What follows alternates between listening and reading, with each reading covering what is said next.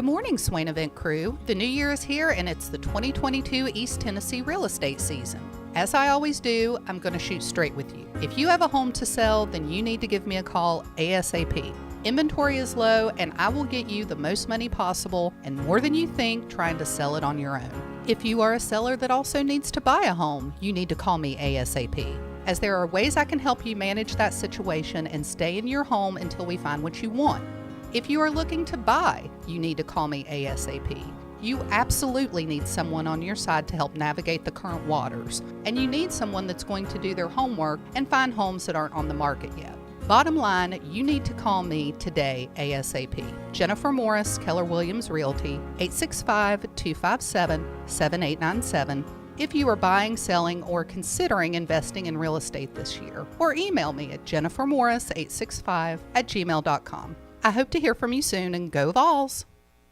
With smartphones being such an integral part of our daily lives, it is truly an inconvenience when it doesn't work properly. It disrupts the normalcy of our day. When you go into the cell phone store to have it repaired, they just try to upsell you on a new phone. That's why the owner of iDrop, TKL, left those places and opened iDrop. His goal is a happy customer. TKL and the team will listen to what you have going on and work to solve the problem of your broken device in a way that best suit your needs, instead of trying to upsell you on something that you just don't need. They don't just repair phones, they can service your laptop or PC as well as your Mac. Windows 7 support is over, but iDrop can help you transition to Windows 10. They have a 5-star rating on Google with hundreds of positive reviews. Let me say that again. I don't think y'all understand how big this is. They have a 5-star rating on Google. Their customer service really speaks for itself.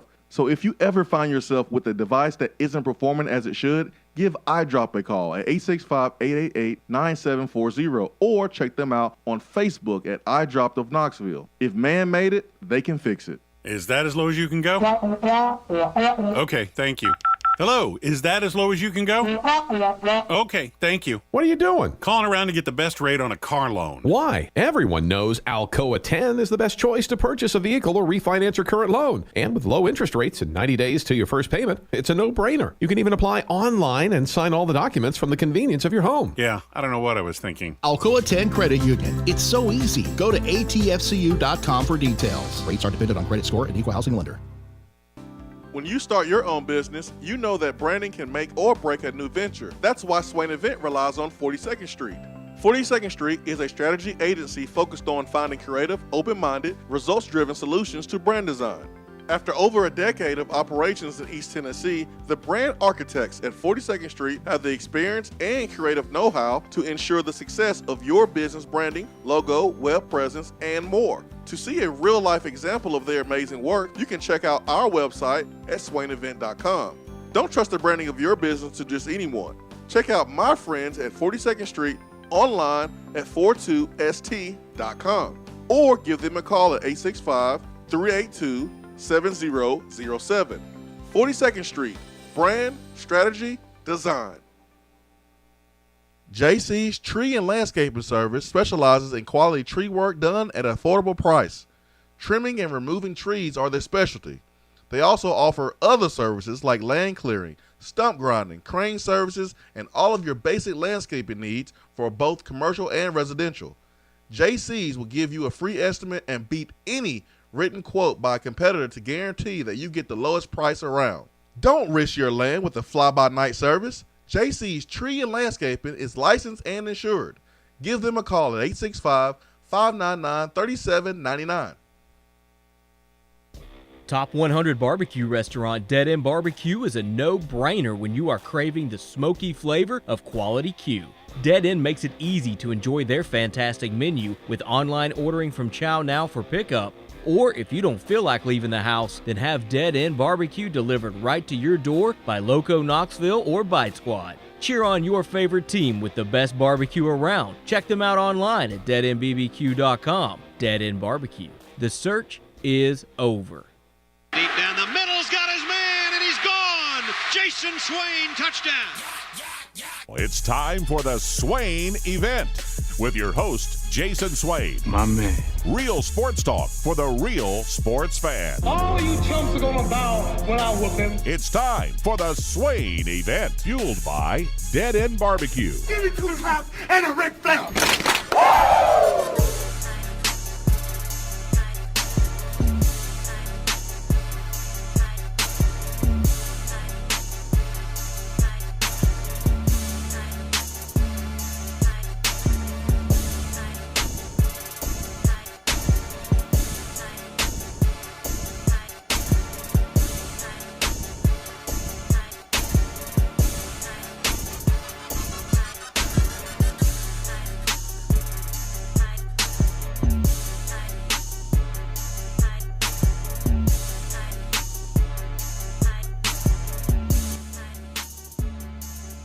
Swain Event, SwainEvent.com, fueled by Dead End Barbecue. It is Friday, folks. We made it. We made it. We made it. Ben McKee, Seth Stokes with us this morning on a beautiful Friday here in the eastern part of the country. We are in East Tennessee. Stokes is in South Carolina. Stokes, my friend, Ben, my friend, good morning, guys. There you go, Stokes. What's up, Good Stokes? morning, fellas. How we doing today? Good morning, individual. Good morning, team. So which one of y'all Velus Jones' cousin this morning? Oh, that's me. That's me for sure. Y'all look similar. Like Yeah. first Just cousins. alike. Yeah, man. Somebody about to Always get helps paid. apart. I knew Oh, Velus your was brother. fast. I didn't know he was that fast. Hey, man. That's fast.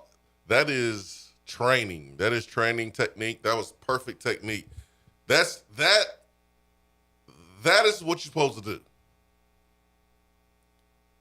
do. Your speed in spandex and shorts on the track matches your speed on the football field. Y'all see that? Y'all see that? That's the way it's supposed to happen. And Velus Jones is about to get paid because of it. Yep.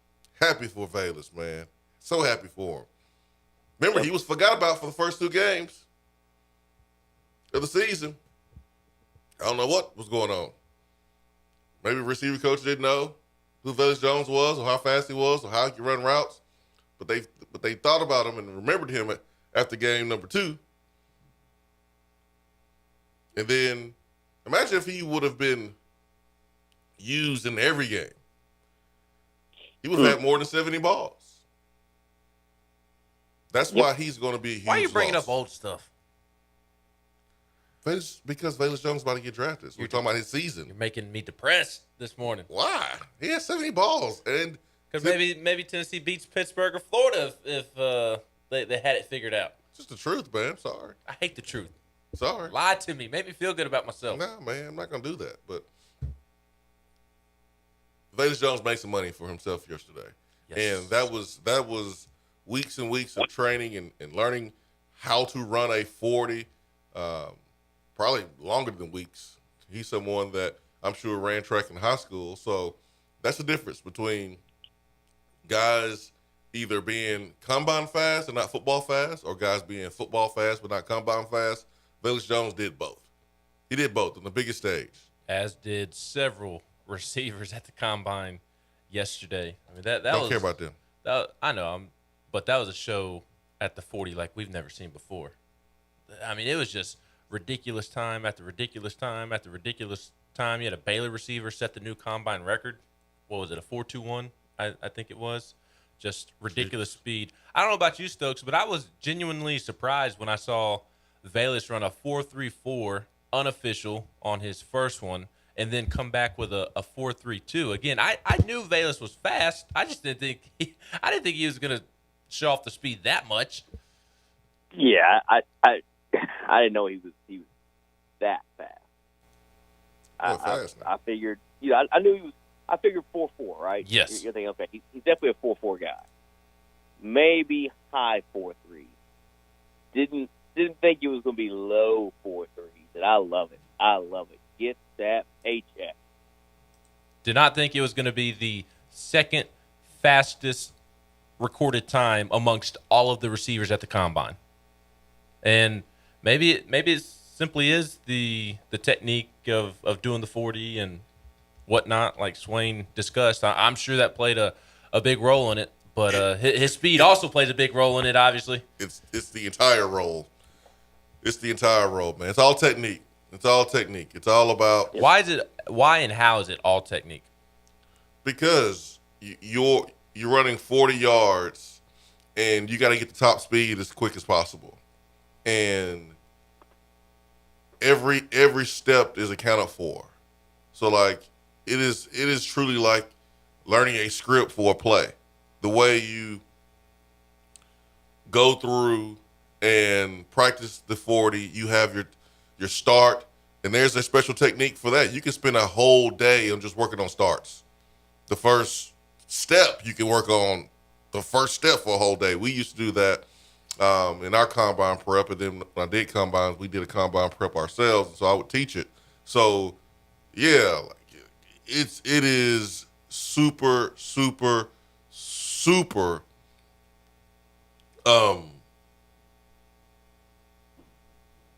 I guess I want to say measured, orchestrated. You don't just get out in the backyard and start running. Hey, get behind this line. On your mark, get set, go, like it's the playground. No, like it is all technique. So guys can be fast on a football field. We've seen Jawan Jennings be fast on a football field when he's breaking tackles, when he's cutting. But in that environment, it's just different. That environment is for track stars and guys that know how to run. Why do we do it that way then? What? Why do we test guys' speed in that manner? I don't see how else you could do it. Yeah. I mean, unless you tell everybody line up football pads on and, Because it's just the way it's always been done. Isn't it possible that a receiver or anybody could deceive people at the combine and just absolutely nail the technique and his time, make him be perceived as a fast guy when in reality he's not the fastest. He's just got great technique. He just mastered the technique of running a track event almost. That's why you look at the film. Now, for receivers, does it help any?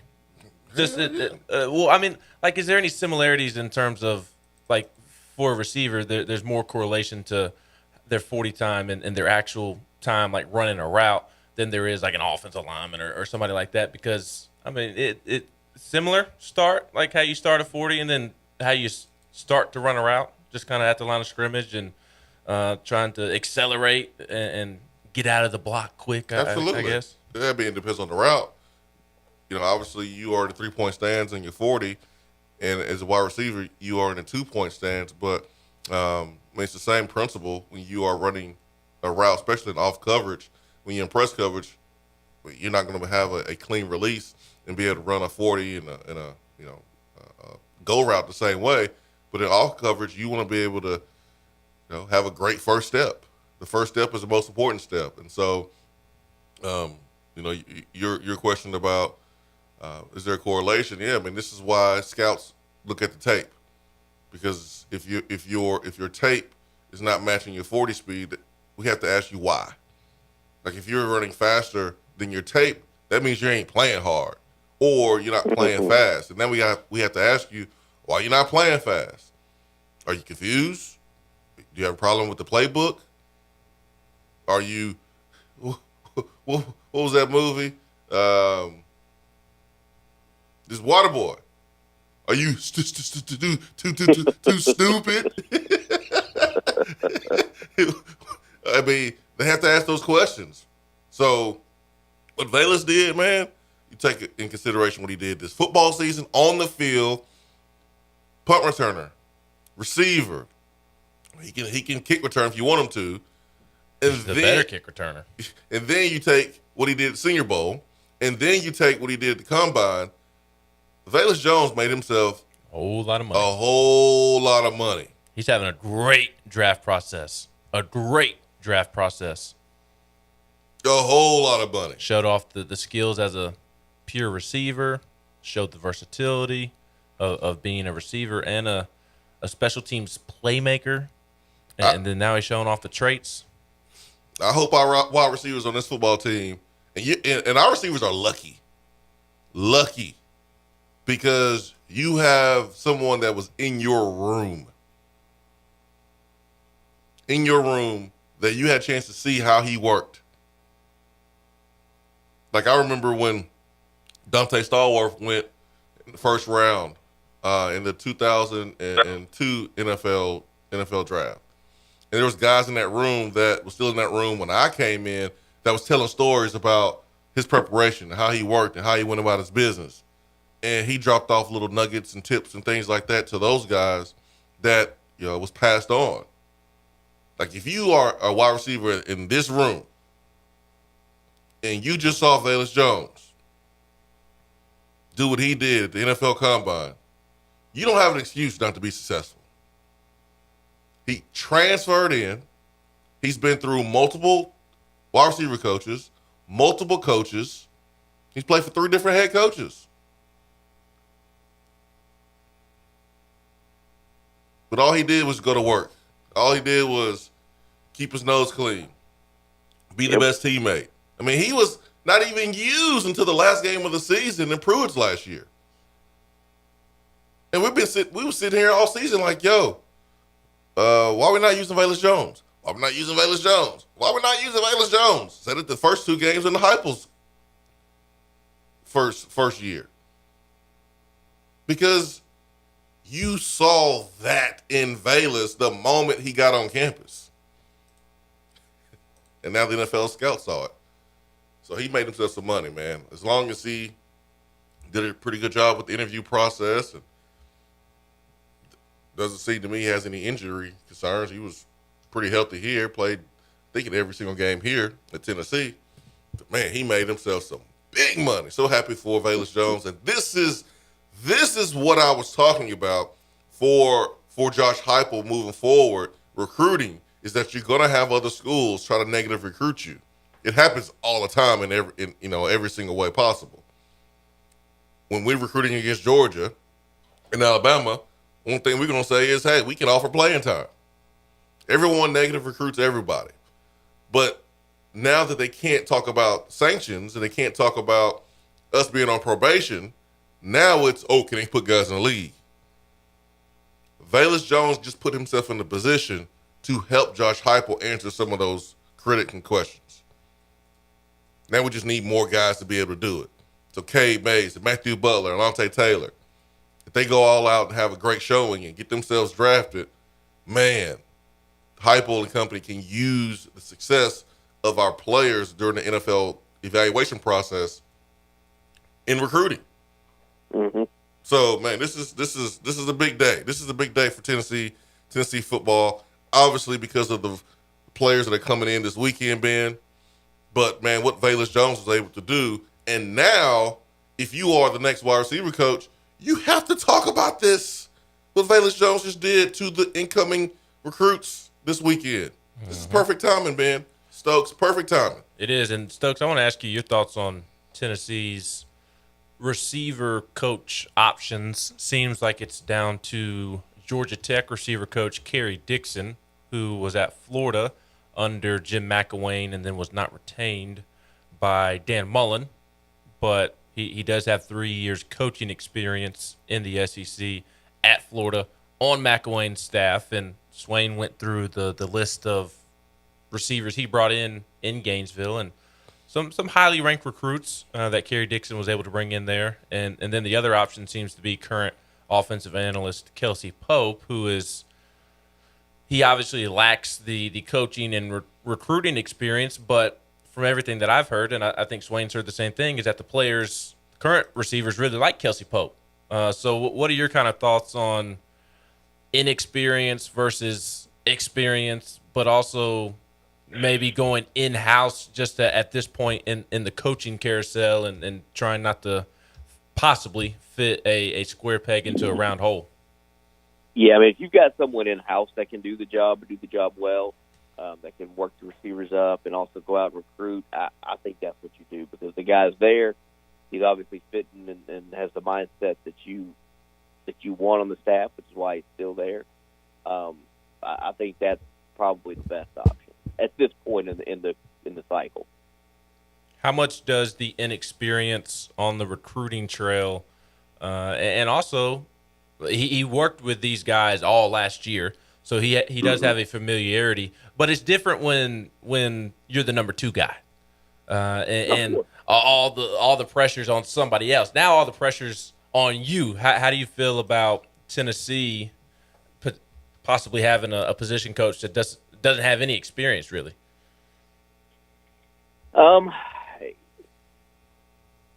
I mean, it's not ideal, honestly. It's not ideal, but it's a weird time to be trying to get one, to go out and try to find somebody of any quality. I don't know. I think you roll the dice for a year and see what happens, and then if it's not working out, you can start the search. Come crazy season next year. I don't know. I just don't know if there's any great candidates out there that you could lure at this time. And you've got a guy who's familiar with the guys on the roster, who's been around. He knows who Tennessee's recruiting. And, yeah, he's inexperienced on the recruiting trail. But if he's a genuine dude, he'll be okay. Like, he'll figure that out. So, yeah, I just think that's probably the best option at this point, in my opinion. Not saying that's what they would do or whatever, or that I'm right. That's just my opinion. Stokes, what happened to you, man? You okay? you got a fever? What? What's up? This is not the Stokes I remember. What happened to you, man, at that cabin last week? What happened, man? What? This is not the Stokes I know. This is Tennessee, Stokes. This is the original wide receiver you. This is a team and an offense that broke offensive records left and right last year. Yes. This is an offense that's trying to take the next step. This time to go. I agree. Spring ball starting soon around the country. It's March now. Some teams have already started. Exactly. Like my thing is, it's just the timing of it. Tennessee's a very attractive place to come coach. No, there's no doubt about that. And Tennessee has the resources and facilities to get a big time coach, no matter the position. It's the timing and finding the right guy. That's my only concern. Like Ben said, finding your risk the square peg in a round hole situation. That's my only concern, because staff chemistry is huge. It is. We have learned our lesson there. Yep, everybody's got to be pulling the same way, talking the same language, have the same vision, and that's massive. So that's why I say that at this point. No doubt Tennessee could go throw a bunch of money and find somebody, but do you want to do that just because it's a name and it's flash hire, or do you want to do that? Like, do you want to go with the absolute best fit, best case scenario? All right. That Stokes sounds familiar. Okay. All right. I'm with you now, Stokes. I'm with you. 865-255-03. We will take our first break of the day. Hour number 1 is brought to you by Healer Plumbing, Heating, Cooling, and Electrical, live from the Low T Center studio. Stay with us. We'll be right back.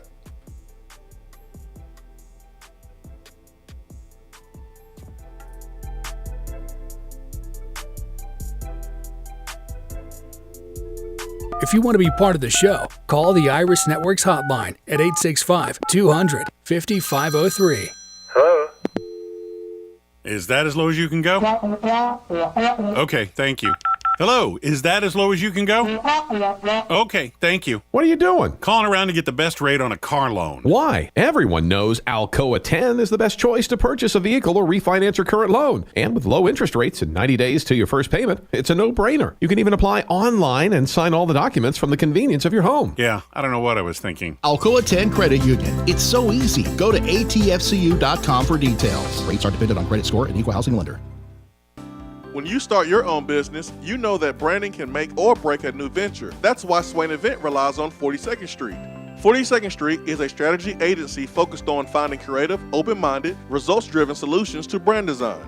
After over a decade of operations in East Tennessee, the brand architects at 42nd Street have the experience and creative know-how to ensure the success of your business branding, logo, web presence, and more. To see a real-life example of their amazing work, you can check out our website at swainevent.com. Don't trust the branding of your business to just anyone. Check out my friends at 42nd Street online at 42st.com or give them a call at 865-382-7007. 42nd Street, brand, strategy, design. JC's Tree and Landscaping Service specializes in quality tree work done at an affordable price. Trimming and removing trees are their specialty. They also offer other services like land clearing, stump grinding, crane services, and all of your basic landscaping needs for both commercial and residential. JC's will give you a free estimate and beat any written quote by a competitor to guarantee that you get the lowest price around. Don't risk your land with a fly-by-night service. JC's Tree and Landscaping is licensed and insured. Give them a call at 865-599-3799. Top 100 barbecue restaurant Dead End Barbecue is a no-brainer when you are craving the smoky flavor of quality Q. Dead End makes it easy to enjoy their fantastic menu with online ordering from Chow Now for pickup.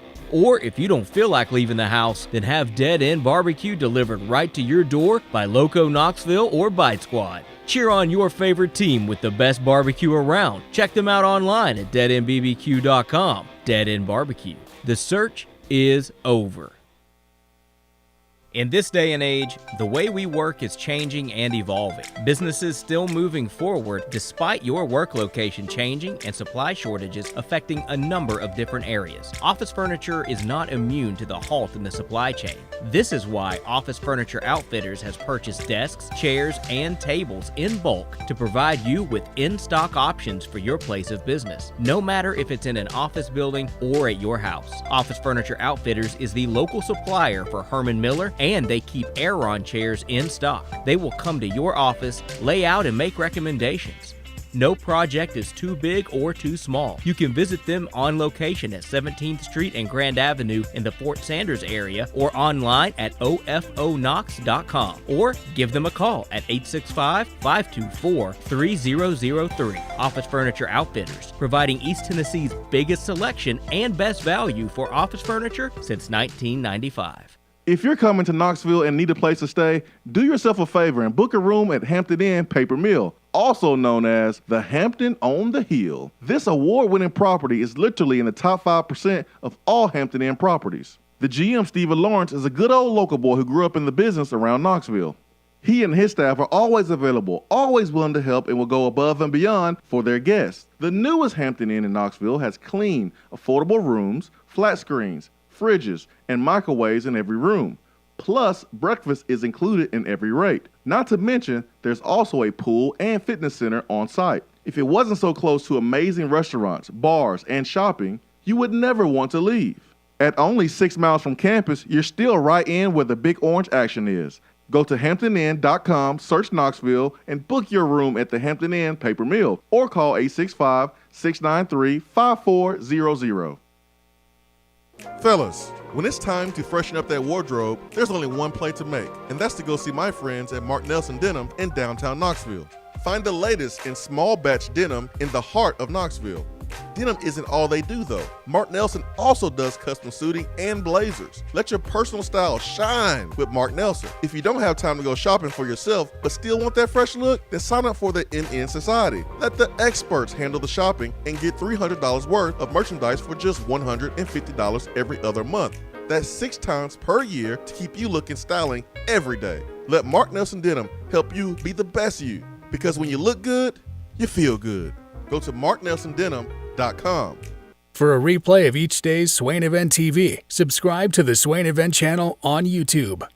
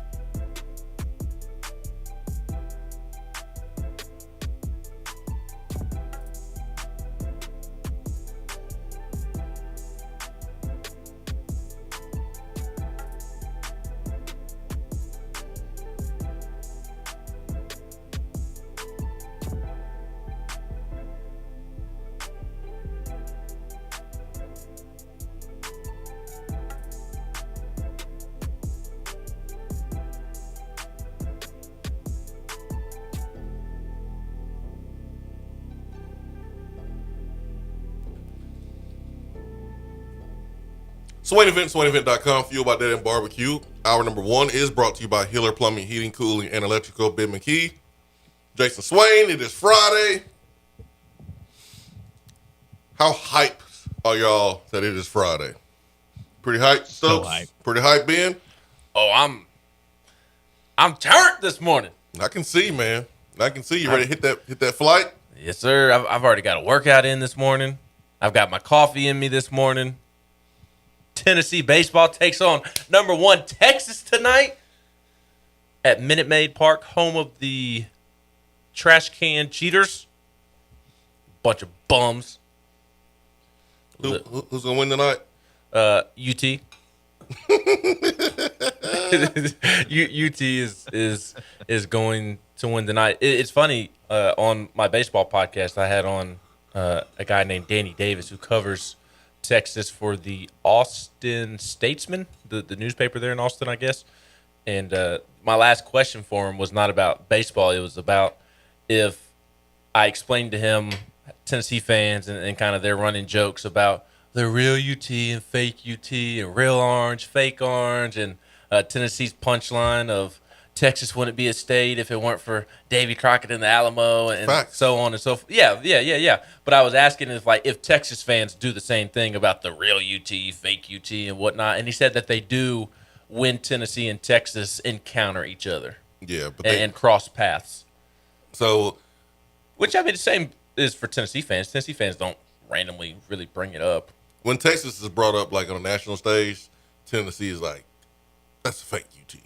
Tennessee fans are like, that's a fake UT. Well, and apparently Texas fans do the same thing when Tennessee's brought up. And Stokes, do you think that could become, and it'll take years, but do you think that could become a legitimate rivalry, Tennessee and Texas, just because of the similarities and UT and Orange and so on and so forth? I have said that for years, that I would love to see a yearly, before they join the SEC, a yearly non-conference game in some sport, just because of that, the fact that they both have a power T of sorts. They took the interlocking UNT from us. They have a Dollar Tree orange, the fake UT, all that stuff. You know how they try to make it sound good? Stokes, B, you know how they try to make their orange sound good? Burnt. They call it burnt. I know. The guy on my interview was like, what do Tennessee fans call their orange? And I said, orange? Tennessee orange. Right. But like, you try to make that ugly orange sound good by calling it burnt. Who wants something burnt? Right. Nothing. Nobody. Nobody wants anything burnt. It's nasty. Your paint burns, it's ugly. Your skin burns, it hurts. You don't want burnt toast. The only thing good burnt is a good hot dog off the grill. Or a DB. Correct. But like Jay Wade. That's right. Like who wants anything burnt? It's not orange, that's brown. Is there anything That's doo-doo brown. That's what it is. Looking like Bowling Green. Too much citrus, and now my stomach hurts, and I'm pooping a shade of orangey brown. Exactly. That's Texas orange. Is there brown. anything in the world that is good burnt? Like, can we come up with anything? One thing that is Burn-ins. good.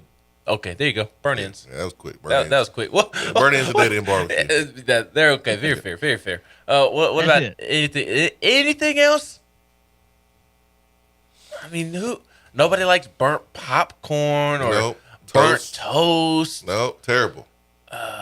Terrible. Any type of food. I mean, is there burnt ends? Are they literally burnt? This might be a stupid. They're literally. I don't know how burnt ends are cooked. I know it's like the fat off. I don't know how they're actually cooked. So forgive me if that's a stupid question. So they are literally burnt. Yeah, they're a little bit hotter than the rest of the brisket. Yeah. Okay, so they're properly described. Yeah, gotcha. But it doesn't taste like the typical burnt thing that no, you think it don't taste of. burnt. No, it don't taste burnt. So No, aside from delicious. burnt ends, is there anything? I mean, maybe a s'mores Burnt marshmallows. What that ball fan said. That just popped into my head. But I don't even really like my marshmallow burnt. I like it nice and warm. No, me I either. don't. I know some people do. I don't want a black marshmallow. I'm good. I don't either. It's not a marshmallow at that point. No, I don't need to stay puffed after the Ghostbusters get a hold of it. Yeah, but I'm I fired up. like the smell of burned rubber after a good smoky burnout. Here you go. Or here you go, Burt Reynolds Stokes over here. The smell of rubber at a NASCAR race. That's a good smell. That's burnt rubber. Mm-hmm. That's about it, guys. That's about it. That's Texas got everybody fooled down there, thinking that burnt orange actually looks good. It's hideous. That's hideous. Hey. What's like? What can you match with Texas orange besides khaki? That's it. That's it. Man, Tennessee orange is versatile. yeah, man, it's versatile. That's great. Let's see, it's versatile. It's versatile. Oh yeah, Rodney also said bologna. Yeah, bologna pretty good. I've never had burnt bologna. Yeah, a little bit. Fried bologna. Yeah. Is that like the smoked bologna at Dead End? Yeah, it's like smoked bologna, but it's that's Chris Lowe's favorite. You cut it thick and you kind of burn it a little bit, not too much, but just a little bit. Yeah, it is hitting. I haven't had burnt bologna in a while. Tico says people like burnt hot dogs. Yeah. Off the grill.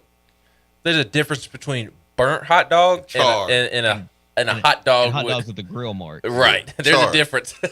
Yeah, like highly charred. How about Texas colors are charred orange then? Man, forget Texas, man. That's why we gonna win, right, Ben? That's right. Vols by 50. We're gonna treat Texas like Iona. It's a big weekend on Rocky Top. Hard not to be fired up and excited. The Lady Vols play Alabama tonight in the SEC tournament. Number 1 Texas taking on Tennessee. Alabama's still shooting threes. Tennessee gets an opportunity to knock off the number 1 team in the country. Chase Burns making his first big-time start as a Tennessee Vol. I'm excited to see that. And, Tennessee baseball is one of the feature teams at a huge early season baseball tournament with some of the best programs in the country. Tennessee does not play UCLA or LSU this weekend, but UCLA will be there, LSU will be there, Texas will be there, Oklahoma and Baylor, 2 other solid baseball programs, they'll be there, and Tennessee's as good as any of them right now. So excited to see if Tennessee can pull off the upset, and then they still have other games, Baylor and Oklahoma on Saturday and Sunday. The men's team can technically, possibly, not a great chance, but with the lowest help, win a share of the SEC regular season title. And even aside from that, the opportunity to give Arkansas some payback after Eric Musselman paid off the refs in Fayetteville a couple weeks ago, that's a big-time game. So hard not to be fired up. And all of that's actual games. Nico Iamaleava there you go, Ben, is in attendance for Tennessee's Junior Day. His family got here last night, and they were on the scene downtown tweeting out photos that they had arrived. They're not leaving until Monday, and one of many recruits on campus this weekend. So it's a big weekend on Rocky Top. How can you not be fired up? Did you go by the Rock this morning? No. I was too busy being the Rock in the gym this morning. I see you, Stokes. I was on my Rock. Oh goodness! Unfortunately, I did not look like the Rock. His Brahma Bull workout clothes. Not today. I do often. That's kind of my favorite line of clothing at the moment. Is the Rock's brand. Swain can attest. I have like 4 or 5 shirts that I routinely wear, and odd enough, this may sound soft and silly, but I love how comfortable his t-shirts are. So I bought them with the intention to wear while working out, and I have, but they're such dope shirts and so comfortable that now I just wear it as like a regular tee. Ain't nothing soft about wearing something that's comfortable, Ben. It's okay. Well, I don't want to like ruin them working out and washing them all the time. It's okay, man. It's okay. Ain't nothing soft about wanting to be comfortable. I never know with you at Stokes. I mean, I just never know what the reaction is going to be. So I tread lightly when entering a new topic. What's that? comfort is king. Yeah, it's important, man. It's important. Why does Nico Iamaleava look like one of the Migos? He looks like Quavo. I know y'all don't know who Quavo is or what Quavo looks like, but He's the one that's with Cardi B, right? Wait. The glasses. Yes. We know who he is. He's the one that's wrist flipping in the kitchen like stir fry. Yes, that one. Yeah. Yeah, look like Nico.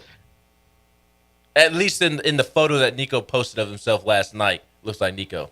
He does. I'll show you. Man, I see. Is this a Steph Curry situation? No. I was thinking the same thing, Stokes. Tell me that don't look like Quavo. That looks like Quavo. Swain knows I'm right. He just don't want to admit it. Yes, he does. The glasses, literally the same glasses. Just the glasses. No, the mustache, the braided hair. He looks like, in this particular photo that he posted last night, he looks like Quavo. His accessories are similar. He looks like Quavo. And he has a mustache like Quavo, but he don't look like no damn Quavo. So by Ben's logic, let me go get some Superman Clark Kent glasses and put them on. My fat ass will be looking like Superman up in here. Yep. He looks like Quavo like at the photo he posted last night. He does. I'm gonna get some goals in my teeth. I'm gonna be look like Paul Wall. And also, so C-Mac FaceTimed me last Friday. Him and Big Shot Rob linked up, and finally, shout out to C-Mac. And he's not even awake right now, but whatever. C-Mac called me. He FaceTimed me on Friday to show me Lil Shot Rob, Big Shot, his new son, and in the middle of our conversation, C-Mac stopped and said, "You know what? I think you're right. You kind of do look like Steph Curry in the face a little bit." C-Mac was high. No way.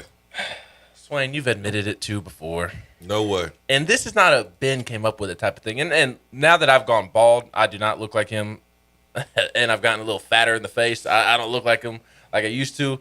But fresh out of high school, if I turn my head a certain way, at 93 degree angle, 87 degree angle, somewhere in there, you can see it. I had random people come up to me out in public and say that. This weekend in Houston, people gonna be mistaking you for Ja Morant too, I'm sure. No, they're gonna mistake me for Jose Altuve. Yeah, about the same size. His little short fat self. Alex Bregman, is that you? Do you know who Alex Bregman is? Nah, I don't. I do know that it's Offset that's with Cardi B. Whatever. And John K says you look like Olivier Camois. It's because the squinty eyes. I know. Oh man. Downtown Vol, you ain't right. Hold on, somebody else has some good stuff over here. Raleigh Vol says my favorite is burnt teas Tabor. Yeah, that's a good one too. That's a good one too. What is a staple food of the Polynesian community? And hey, man, you gonna get us canceled? No, because I'm asking. Do you think that is all Josh Heupel is serving this weekend? Like, do you think the football complex is only serving food that is popular within the Polynesian community? You need to ask Surrey. Now, he better be serving whatever that boy likes to eat. Like, it don't matter if it's hamburgers, fried rice. It doesn't matter. But Stokes, what does he and his family like to eat? It doesn't have to be Polynesian. I'm with you. I'm with you. I feel you. But I'm assuming, in America, and maybe smack me for assuming. Shame on me for assuming. But he went to Oregon. Him and his family. They were thrilled about the Polynesian community up at Oregon, and the amount of Polynesians within the Oregon athletic department and football program. Pineapples. You think they like Polynesian sauce? Yeah. Man, you was thinking about that your whole workout, wasn't you? No. Your whole workout, you was like, yeah, I'm going to say this on the air. No, I wasn't. I swear. I know Chick-fil-A sauce is good. Polynesian sauce is still the OG goat. Y'all get us canceled. Are you seriously saying that? Y'all about to get us canceled. Are you saying you're about to get us canceled? Are you saying that because you want Nico or because you actually believe that? No, I actually like Polynesian sauce a lot. More than Chick-fil-A sauce? I said it's the OG goat. I said Chick-fil-A sauce is good and takes the top spot, but before Chick-fil-A sauce, it was all about Polynesian. I remember those days. Hey, man, there's some nice Polynesian recipes here, man, on Pinterest. Let's go. I bet Josh Heupel is cooking it up like stir fry in the kitchen this weekend. I bet he ain't. I bet somebody in Smokey's cafeteria is. No, Josh Heupel is in there. Nico, you see me making your food? Look at this.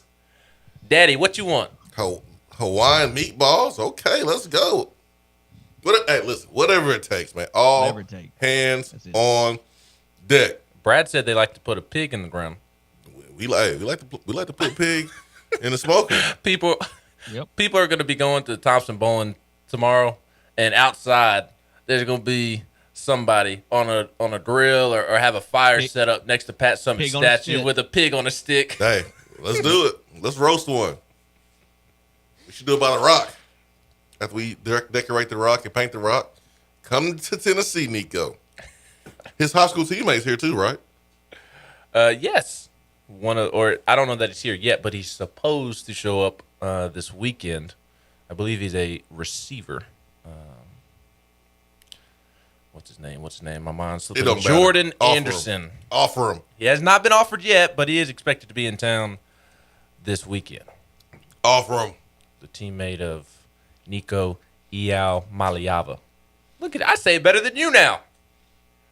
It's amazing. You're saying it all right now because he's here. You wasn't saying it right when he was in California. I've always said Nico right. I'm talking about his last name. It just took some time to learn. Stokes, can you say it? Maybe if I'm looking at it.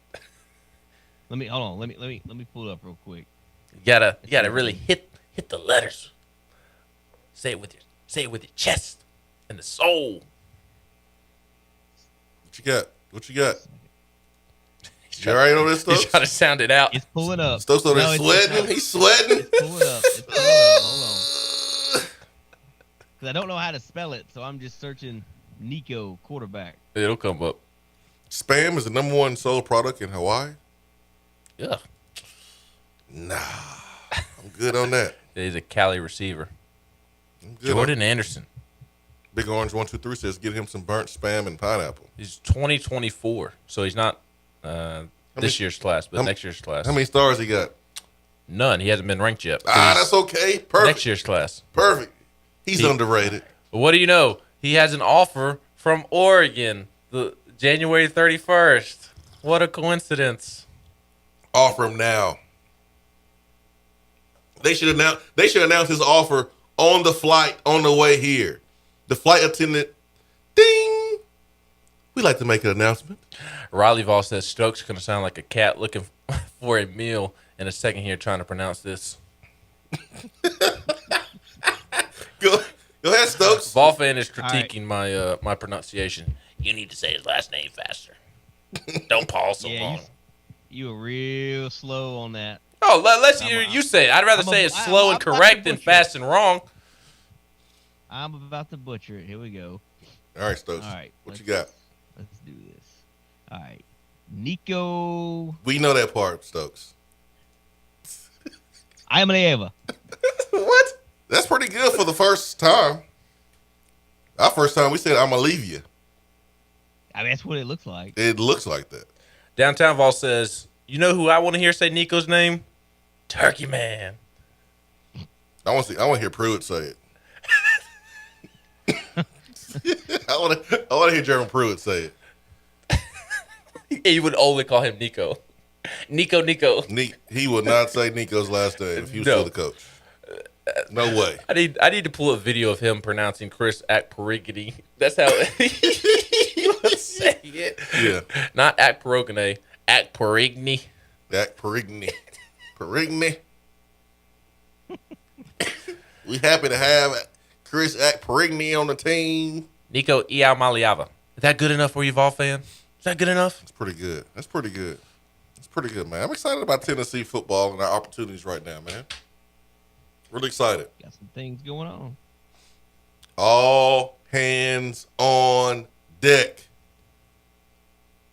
There's so many people that's going to play a big part in landing Nico. Y'all don't even know. Because I don't even know everybody's hands is involved, but there's a lot of folks involved.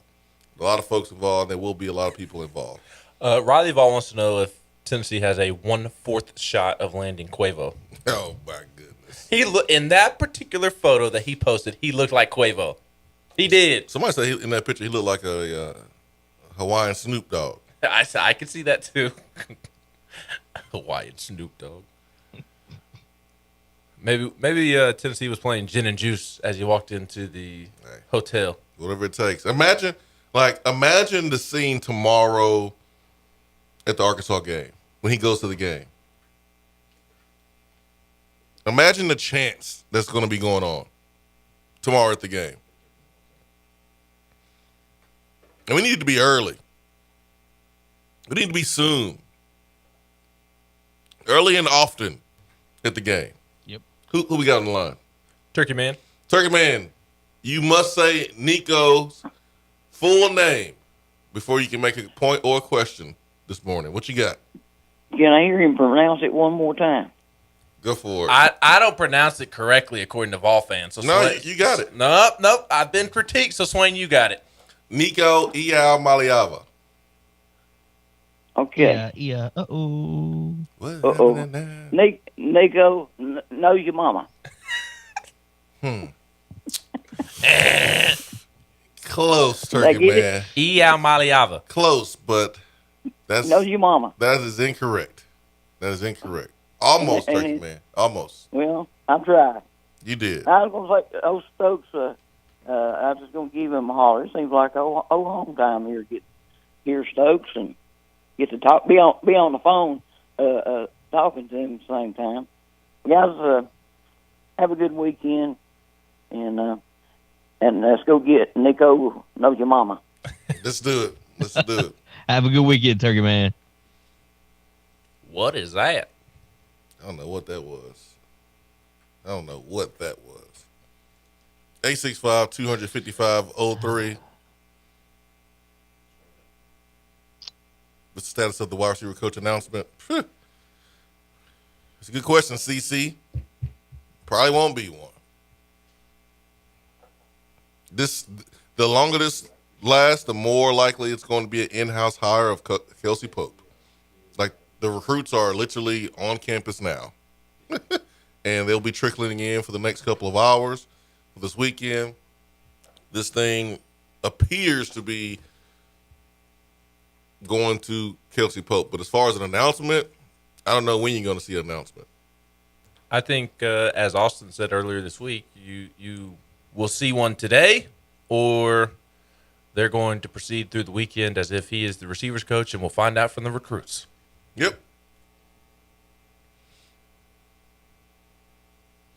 Riley Vaught says we're going to hire Nico's buddy's dad as the receiver coach.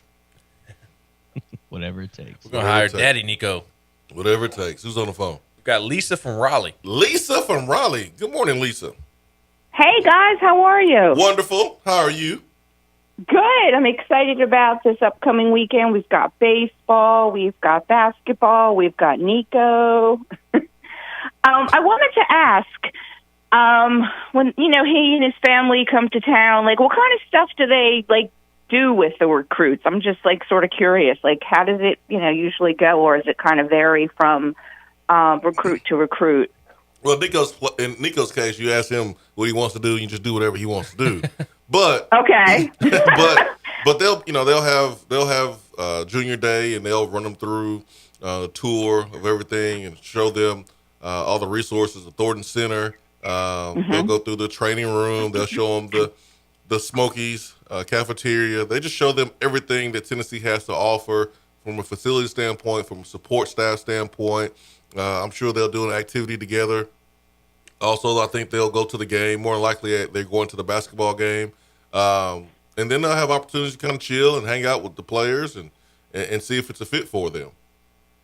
Oh, okay, cool. Yeah, I just sort of, always wondered. But, yeah, that sounds about what I was sort of thinking. So, well, hopefully all will go well, and he will want to come to, UT. Hopefully, the real UT, not the burnt UT. No, not at all. So you guys have a good day and a good weekend. Go Vols. Thank you, Lisa. Lisa is turned. It's Friday, baby. It is. It is. I got an Amber Alert in Lenore City. 865-255-03. Mac, Big Orange Mac says Texas colors are brown with a splash of rust. Yes, that's a perfect way to describe it. Splash of doo doo. It looks like a rusty screwdriver or something that's been outside sitting in rain for 3-4 months. That's the color of Texas brown. It's not orange. I'm not calling it orange anymore. It's brown. Tennessee basketball also going to have a big time official visitor this weekend. Although I guess Nico's not official. He's unofficial. But Tennessee basketball, and we talked about him last week, Justin Edwards from Philadelphia, number 8 overall player in this class. He's going to be here this weekend. I wonder if he knows about Will Smith. He's a 5-star. He's a 5-star?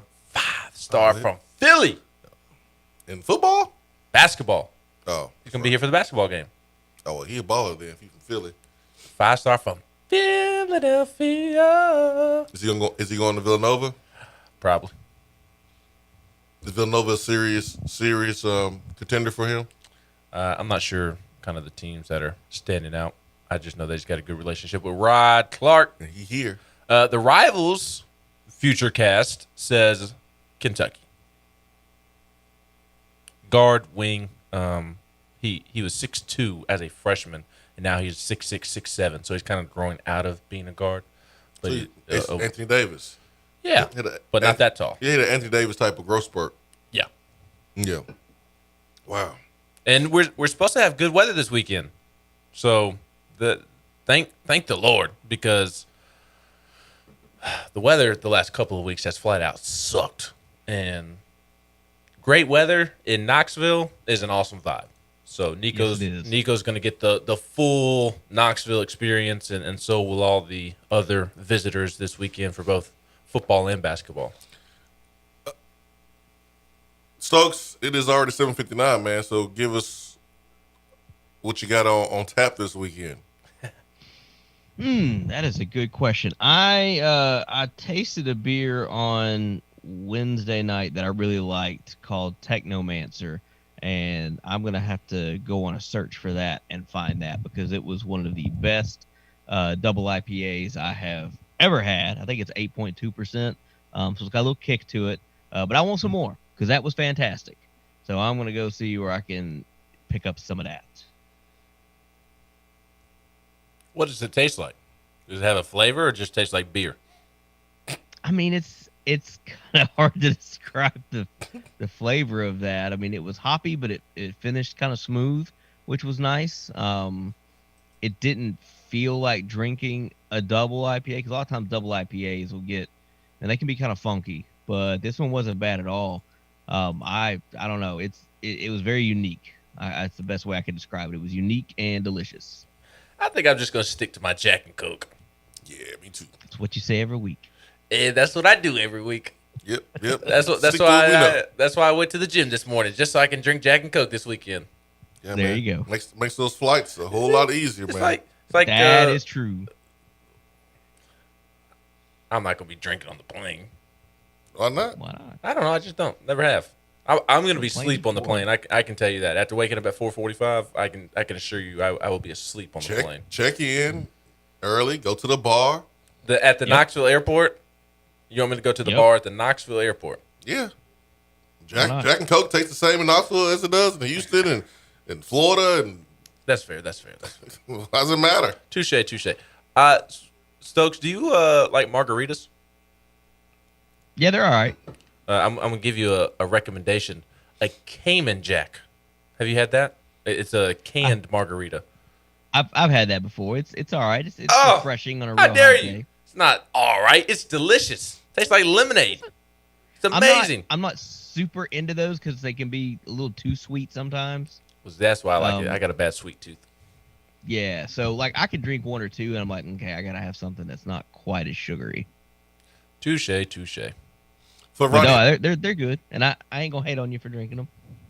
No, we got. I mean, when the McKees gave the Swains recommendation, next couple of days, wifey walked in the house with a bag full of them. Really? Did she like it? mean, they all right. That would be a no. I enjoyed it at the beach. I got addicted to them at the beach when I went this past. So it's a good beach drink. You got addicted to them, huh? Sure, addicted You got a to problem? them. My buddy that I was on the trip with, he had them, and he's like, "Here, try one of these." And I tried it, and it tastes like a really good lemonade. And now I've gotten my dad addicted to them, and the whole McKee family has an issue now. You want one right now? Yeah, I mean, if you give me one, I'll drink one. Ben is on one today, Stokes, if you can't tell. Yeah, he is. Yeah, he is. 865-200. I'm wired, baby. Ball's going undefeated this weekend. I got the number. 865-255-03. Stokes, man, I'll give you a shout a little bit later on today, my friend. Hope you have a great Friday. Got a lot of stuff to cover here in the program. Stokes, man, appreciate the time. Y'all have a great weekend. Be safe on your travels, Ben. Have a good one. Be safe hanging out in Knoxville, Swain. And looking forward to hearing from you, brother. Let's do it. Have a good one. Hour 1 is in the books. Hour 2 is around the corner. Stay with us. Swain Event, fueled by Dead End Barbecue.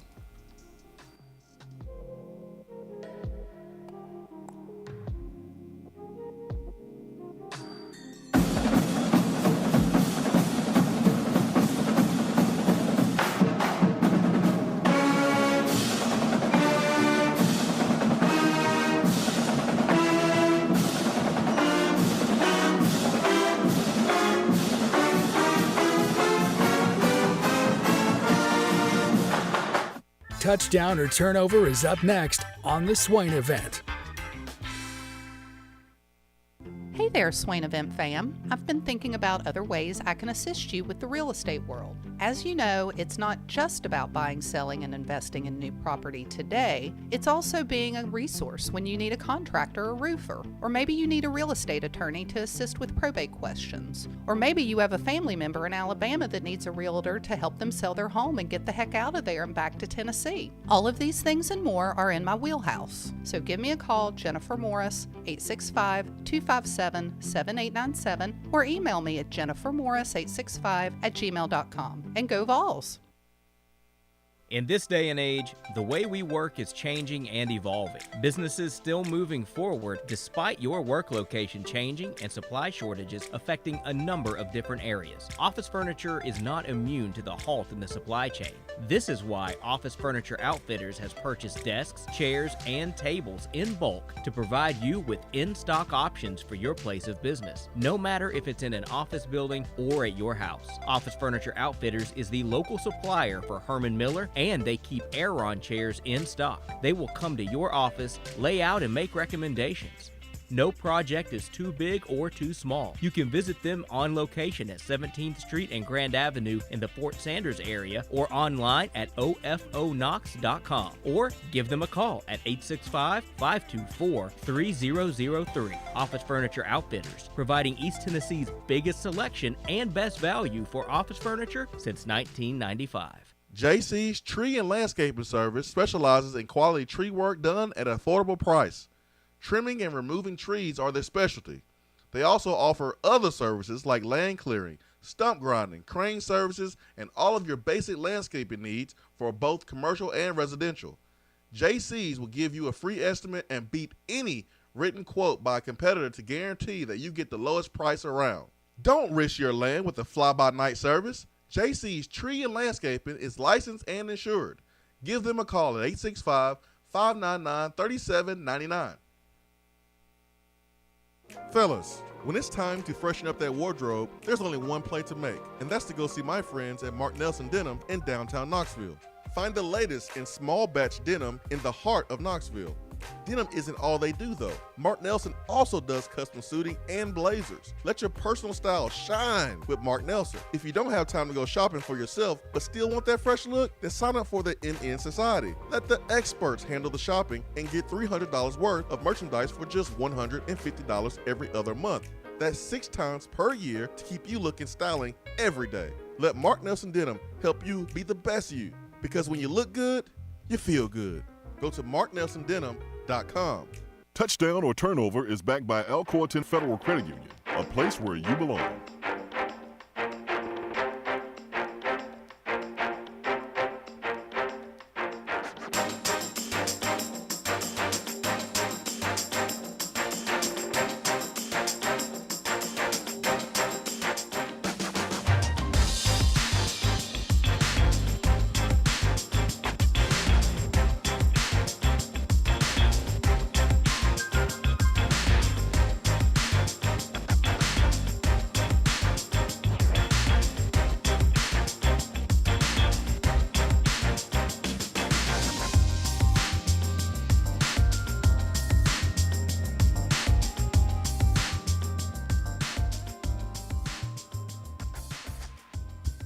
Taking a look at the text box here on the Swain Event.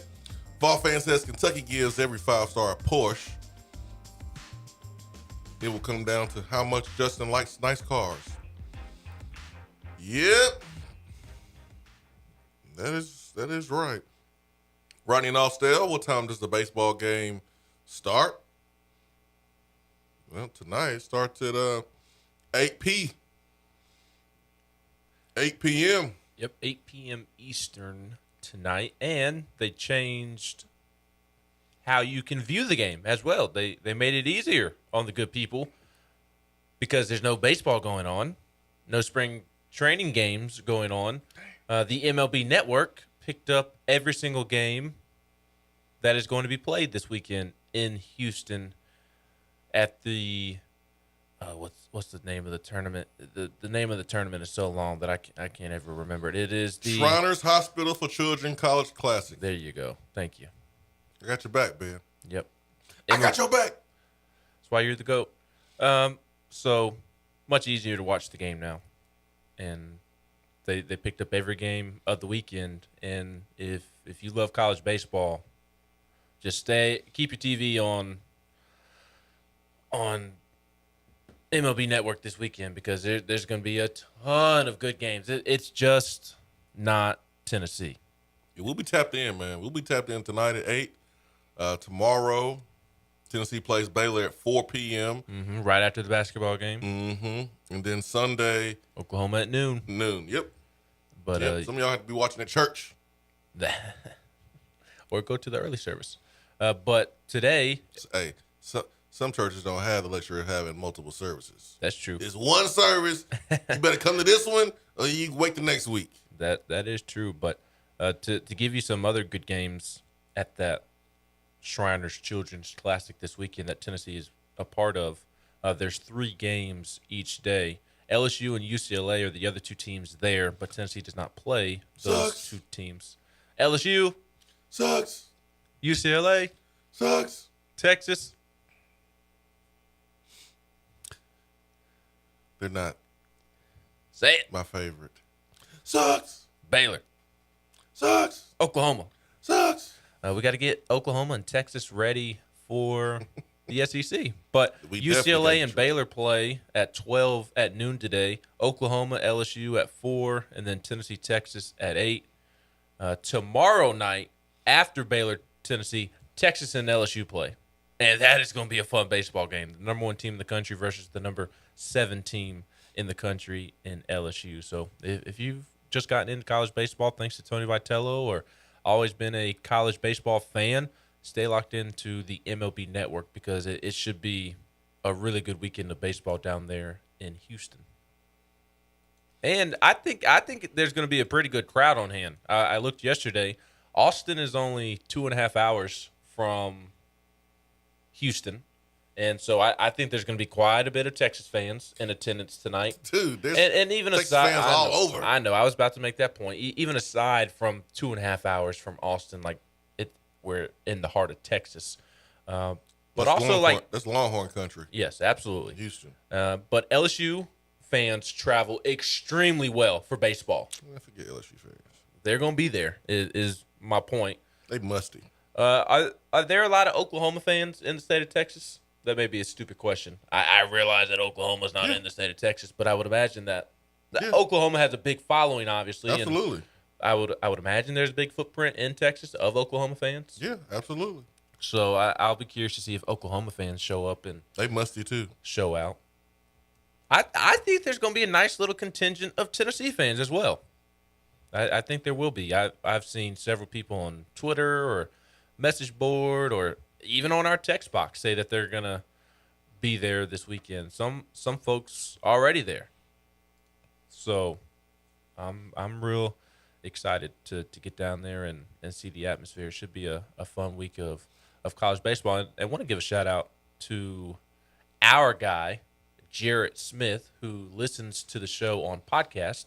He lives in Houston, and he said he lives about 10 minutes from Minute Maid, and he shot me some recommendations of where to eat this weekend. So shout out to Jarrett Smith, who is a loyal listener to the show, only gets to catch it on the podcast. But Shout out to him for giving me some food recommendations. I will surely hit those restaurants up.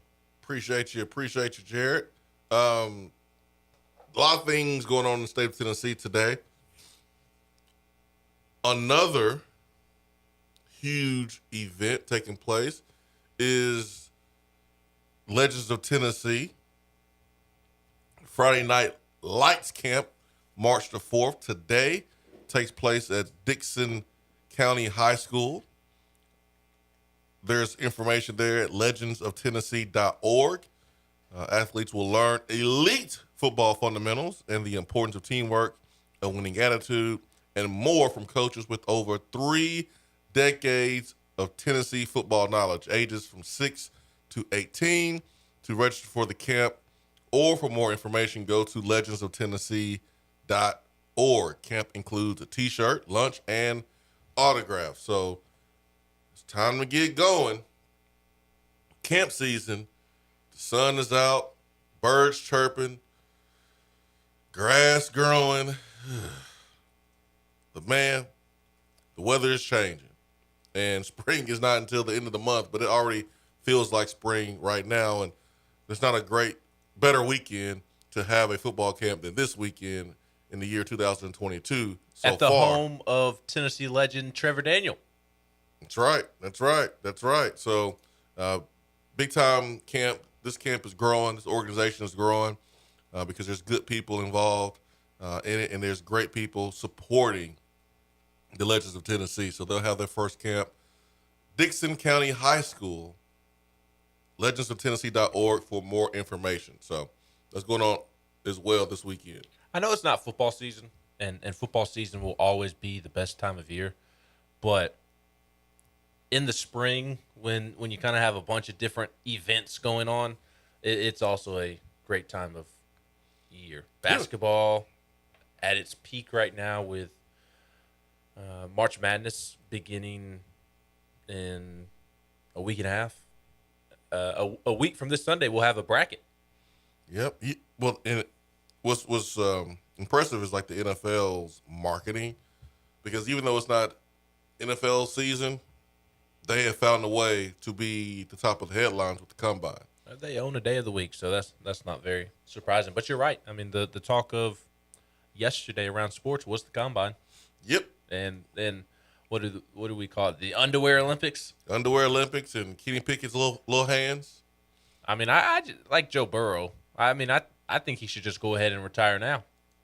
Yep. And early attaboy to Malik Willis. That was really cool. The viral video that was going around the internet of him helping a homeless person on the street.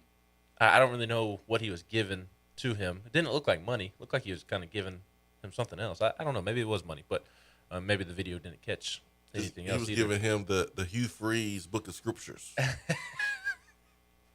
I mean, it saved Caden Salter, so I'm sure it can help that man as well.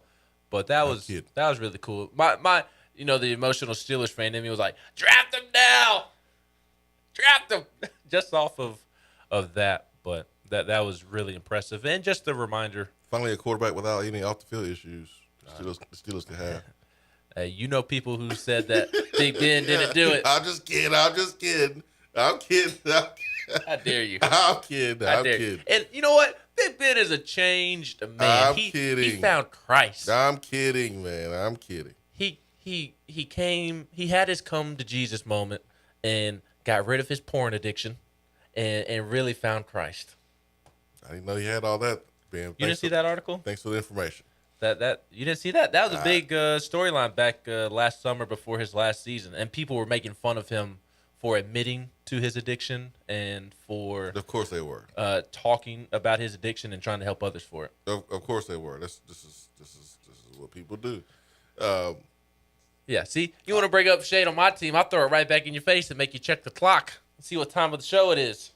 Hey man, Malik Willis helping people out on the side of the road. That was really cool. Like a future Carolina Panthers franchise quarterback. I see what you did there, John K. But why would we want the Panthers to ruin yet another quarterback? Malik Willis, man. Another quarterback. Wasn't he at Auburn at first?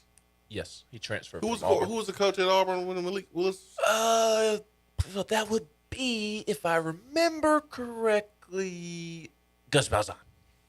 So the most overrated quarterback developer in the country. Malik Willis leaves Auburn, goes to Liberty, and blows up. I think he was there. I think he was a true freshman the same year Bo Nix was a true freshman. That's crazy. That's crazy. So he was never going to play over Bo. But I think that's proof of what I was saying back when Bo Nix was at Auburn and he was a hot topic. In my opinion, like, not that I thought Bo Nix was great or anything, but I thought that Bo Nix had a Gus Malzahn problem, not that Gus Malzahn had a Bo Nix problem, if that makes sense. And I think Malik Willis is proof of that. Like, if Bo Nix had gotten to be coached by Hugh Freeze, would we have the opinion of Bo Nix that we do now? I don't think that we would. I think that Bo Nix would be in Indianapolis as we speak. Maybe. Or at least still at Auburn. Still at Auburn. And balling out and viewed as one of the best teams in the country and somebody with big-time Heisman odds going into this year. Got the tools. Bo Nix had now he does appear to have a little bit of a ego as well as a little bit of drama queen in him. There's some personality traits there that I'm not a huge fan of. But in terms of talent and just strictly being a quarterback, yeah, I think he had a big-time Gus Malzahn problem, not Auburn having a Bo Nix problem. I agree with you. I agree. Waddell Robinson ran a 4.44 at the NFL Combine, the Kentucky wide receiver, who was probably one of the top 5 receiver in the league. Would you say top 5 receiver in the league? Who? Waddell Robinson, Kentucky. In the SEC? Mm-hmm. Top 5 in the league. Oh yeah. I think just off the top of the head, he might be top 3 receiver in the league. He was, after Jamison Williams, maybe the most explosive playmaker in the league this past year. He was explosive. He was. There are a lot of SEC receivers balling out at the Combine yesterday. Traylon Burks, he did run a 4.55, but that wasn't. It ain't gonna hurt him. No, because that's not his game. Yeah, it ain't gonna hurt He's more of a old school Jason Swain type of receiver. I forgot the comparison. They compared him to somebody in the league. I was watching. I don't know if I was watching NFL Network or ESPN, and they were comparing him to someone in the league, and it was so perfect. It escaped my mind. Jahan Dotson, the receiver from Penn State, ran a 4.43.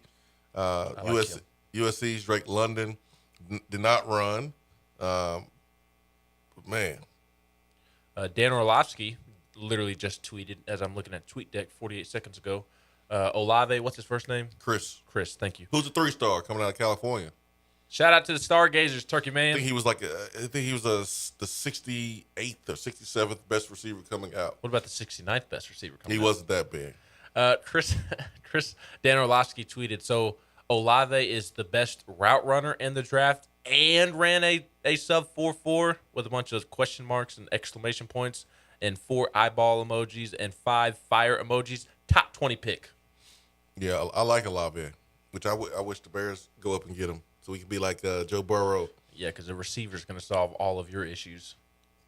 Y'all need a lineman. Bengals need a lineman too. Yeah, and look what got the Bengals beat. In the Super Bowl. Look what got it beat. In the Super Bowl. Look what got it beat. Yeah. They got lucky this year. They beat the team that Steelers couldn't beat in the playoffs. So they got lucky. Yeah, whatever. I don't mind being lucky. Sometimes lucky is better than good. And the Bengals did not get the version of the Chiefs that the Steelers have been getting the last couple of years. Well, the Bengals got lucky against Derek Carr. They got lucky because Ryan Tannehill peed down his leg. Bum was too big. Their most impressive performance was the Chiefs game. And again, I maintain that the Chiefs lost that game more than the Bengals won. Okay. They took their foot off the gas in the second half the entire time. I'm not doing this today. They took their foot off the gas in the playoffs, sure, man. They did. They did in the second half. They took their foot off the gas, or they. We literally had this conversation the Monday after that game that Kansas City was too conservative in the second half, and that's what lost in the game. You agreed with me the Monday morning after. That's a fact. No. And when you are too conservative, you try not to lose the game. They stopped executing the right way. And were too conservative. They were scared to do anything in the second half. That's a fact. Sounds like to me the Bengals defense did a good job of adjusting. The Bengals deserve a lot of credit. They had an awesome year. Velus Jones, that 4-3 40-yard dash. The Baylor player who ran a 4.21, they did go back and change it to a 4.28. Still fast though. Still really, really fast. Every year, you have trainers and high school coaches that have to remind these high school athletes what a real 4.3 looks like. What do you mean by that? Because everyone walks around talking about how they run 4.3s and 4.4s. And that's just really, really, really fast. Not everybody can do that. And that is a real 4.3. With the times you see at the NFL Combine, those are real times. They're not going to let you have a false start. They're not going to let you, trick the system. They will call your butt back if you have a false start. Those are official 40 times. So I would be so nervous running the 40 just because of that guy staring into my soul. I know he's just doing his job, and he's from the Steelers organization. He's still with the Steelers? I don't know. Do they use the same guy every single year still? Same guy. Do you know his name? No. I don't either. Had nightmares about him for a couple of years. It made me go back like 3 or 4 times on my 40 start. It was That's probably why I started to hate the Steelers. Just kidding. You do hate the Steelers. No. Love Mike Tomlin. I forgot his name. But all I know is Brian Flores is our linebackers coach. That's all I know. He's been with the Steelers organization for as long as I remember, and he runs the 40 like he has been for years. All I know is the Steelers are the only organization in the NFL that is not racist. I guess so, man. I guess so. Oh God, you're terrible. 865-255-03. Chatty VFL 423 says, let's get the "We Want Nico" chant going at the game tomorrow like we did for Drew Richmond years ago. That is a must. That must happen tomorrow. The only question is, do you say "We want Nico" or do you just chant Nico? I mean, what do you say? But there has to be a chant for Nico, and it has to be longer than just a minute. Like, it needs to be heard on the television. It needs to be a couple times throughout the game. Yes, I think "We Want Nico" is the best one because you know how you have those short chants, you can run out of breath real quick. Nico. Yeah. Run out. That'll die out quick because everybody run out of breath. Nico. It kind of dies quicker. So, "We want Nico.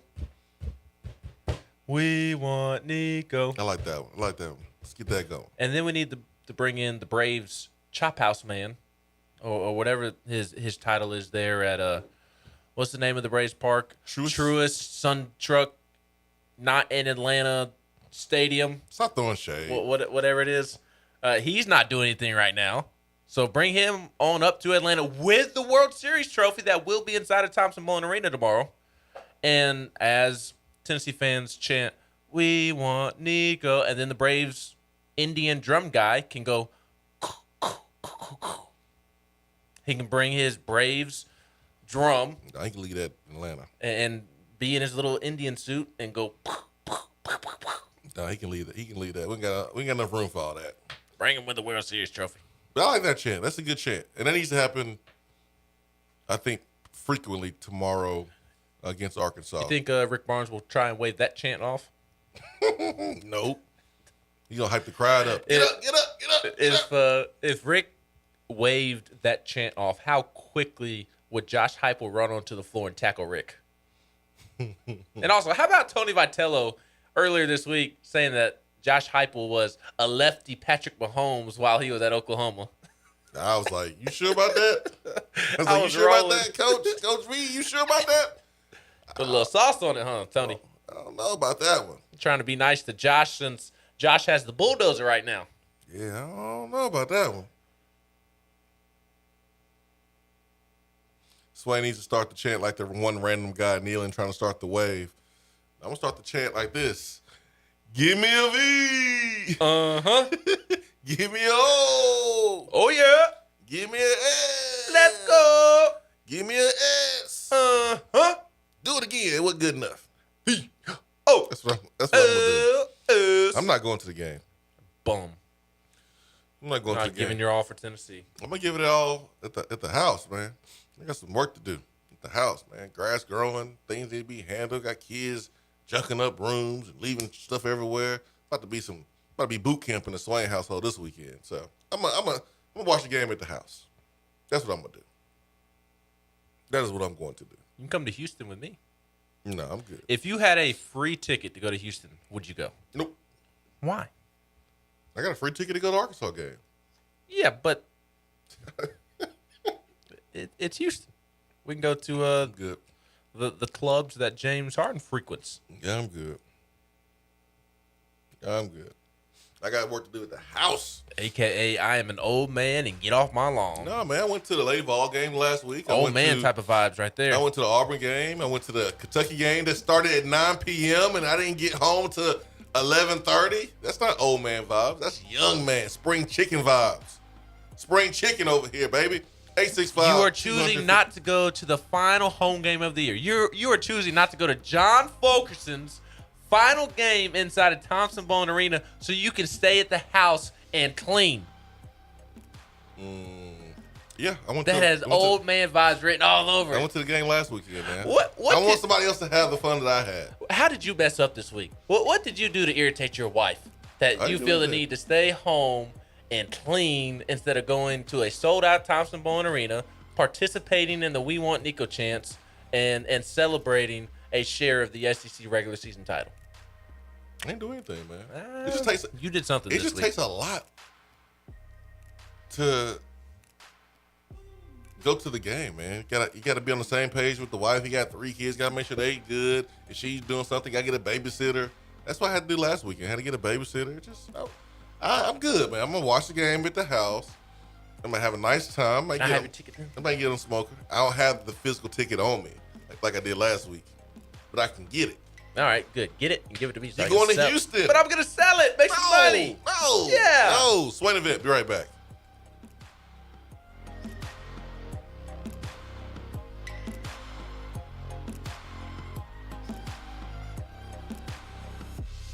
You're listening to the Swain Event. You don't say. Fueled by Dead End Barbecue.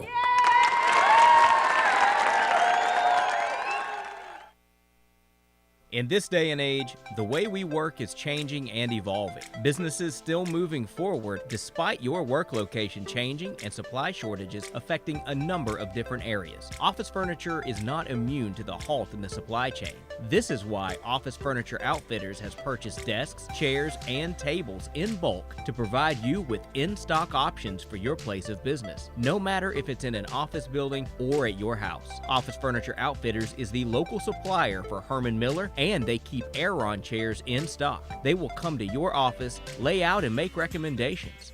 No project is too big or too small. You can visit them on location at 17th Street and Grand Avenue in the Fort Sanders area, or online at ofonox.com, or give them a call at 865-524-3003. Office Furniture Outfitters, providing East Tennessee's biggest selection and best value for office furniture since 1995. If you're coming to Knoxville and need a place to stay, do yourself a favor and book a room at Hampton Inn Paper Mill, also known as the Hampton on the Hill. This award-winning property is literally in the top 5% of all Hampton Inn properties. The GM, Stephen Lawrence, is a good old local boy who grew up in the business around Knoxville. He and his staff are always available, always willing to help, and will go above and beyond for their guests. The newest Hampton Inn in Knoxville has clean, affordable rooms, flat screens, fridges, and microwaves in every room. Plus, breakfast is included in every rate. Not to mention, there's also a pool and fitness center on site. If it wasn't so close to amazing restaurants, bars, and shopping, you would never want to leave. At only 6 miles from campus, you're still right in where the Big Orange action is. Go to HamptonInn.com, search Knoxville, and book your room at the Hampton Inn Paper Mill or call 865-693-5400. Fellas, when it's time to freshen up that wardrobe, there's only one play to make, and that's to go see my friends at Mark Nelson Denim in downtown Knoxville. Find the latest in small batch denim in the heart of Knoxville. Denim isn't all they do, though. Mark Nelson also does custom suiting and blazers. Let your personal style shine with Mark Nelson. If you don't have time to go shopping for yourself but still want that fresh look, then sign up for the NN Society. Let the experts handle the shopping and get $300 worth of merchandise for just $150 every other month. That's 6 times per year to keep you looking styling every day. Let Mark Nelson Denim help you be the best you, because when you look good, you feel good. Go to marknelsondenim.com. We're here with Dr. Michael Carlson of Tennessee Regenerative Sports Medicine to discuss PRP, platelet-rich plasma. If you have orthopedic injuries such as shoulder pain, knee pain, Achilles tendonitis, or tennis elbow, you should give them a call. Good to be back, Jason. We specialize in non-surgical orthopedics, so we treat damaged tendons, ligaments, and joints, including rotator cuff injuries, knee injuries, and elbow and foot problems by using ultrasound-guided injections with PRP. And this form of treatment helps stimulate the body's own reparative process and assist in the healing of damaged tissue. Doc, what makes your training different than others? I've been practicing in Knoxville for over 26 years, and I'm certified in interventional regenerative orthopedic medicine through the American Academy of Orthopedic Medicine. They've been the leader in this form of treatment since 1983. I also teach this form of treatment on a national and international basis to other physicians, residents, and medical students. Here in our clinic, I'm the one doing the procedure, and we're using your own PRP, which are concentrated platelets, to treat your injury. So in other words, Jason, it comes from you and it goes back to you. So you know exactly what you're getting and know exactly the level of training involved. Do what the pros, college athletes, and I have done, and visit them online at trsportsmedicine.com. Tennessee Regenerative Sports Medicine, East Tennessee's leader in PRP therapy. At Iris Networks, we know that business communication solutions are critical to your success. Since 1998, we've been helping businesses in East Tennessee by providing reliable and affordable high-speed fiber internet and voice solutions. That's why Iris Networks is your Tennessee communications partner. With internet speeds up to 100 gigs and work-from-anywhere solutions like mobile apps, video conferencing, and file sharing, we make sure you can stay connected to your customers and great communities we live and work in. Iris Networks, because just like you, Tennessee is our home.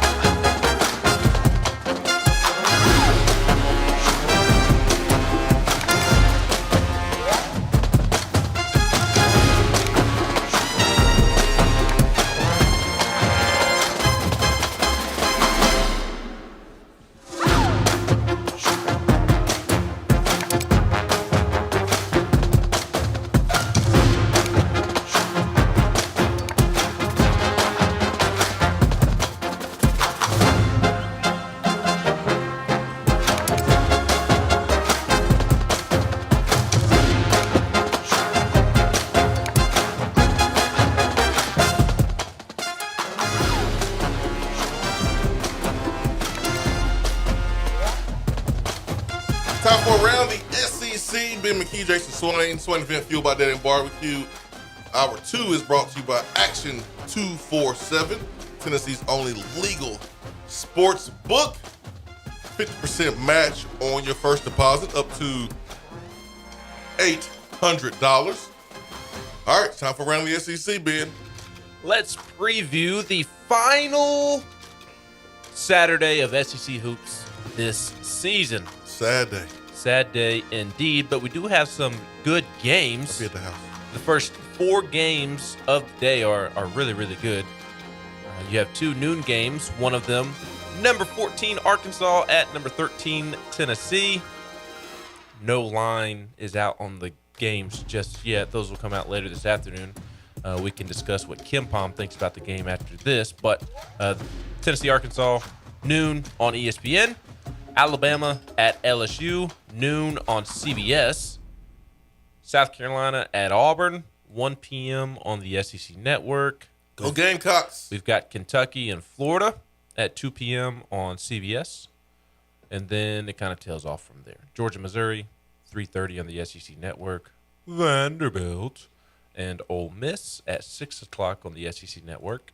And then Mississippi State at Texas A&M, 8:30 on the SEC Network. The SEC Women's Tournament did continue last night. And Tennessee fans, Lady Vol fans, were paying attention because they were going to find out its opponent. And Alabama beat Georgia, upset Georgia, number 24 Georgia, 74-62. So tonight, the Lady Vols will play Alabama in the SEC tournament at approximately 9:30 p.m. on the SEC Network. Kentucky and LSU play at 7, and then the Lady Vols will start 25 or 35, I can't remember, approximately 25 to 35 minutes after the game that starts at 7. So it'll start around 9:30 on the SEC Network. You had Arkansas beat Missouri in overtime. Florida beat Vanderbilt at the buzzer. Kentucky beat down Mississippi State 83-67. So today, Arkansas and South Carolina play, Florida and Ole Miss play, Kentucky and LSU play, and then Alabama and the Lady Vols round out the night at 9:30 p.m. on the SEC Network. I ain't gonna lie, Ben, I'm a little nervous about tonight. Yeah, Alabama's had the Lady Vols number the last several years. I don't really want to think about it right now, to be honest with you. So okay, keep it moving. Yeah, we're gonna talk about something else. Really, only one football note to share with you, and that is that Alabama has hired former Auburn wide receivers coach Cornelius Williams as an offensive analyst. So Alabama has another analyst on its staff, the 293rd one that they have. And this one's weird because it's former Auburn receivers coach Cornelius Williams. And didn't he play at Auburn? They got or am I losing my mind? They got another former Auburn player over there in T-Rob. T-Rob. So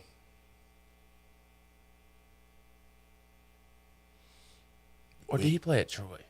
Cornelius. I can't remember. He was at Troy. I know that. We was talking about Alabama and the Lady Vols playing and how it didn't feel comfortable there. And then change the subject, talk about Alabama hiring another analyst and he played at Troy. Getting stronger and better. Your boy who was a standout at Hoover back in the day. I don't remember him. He was after you.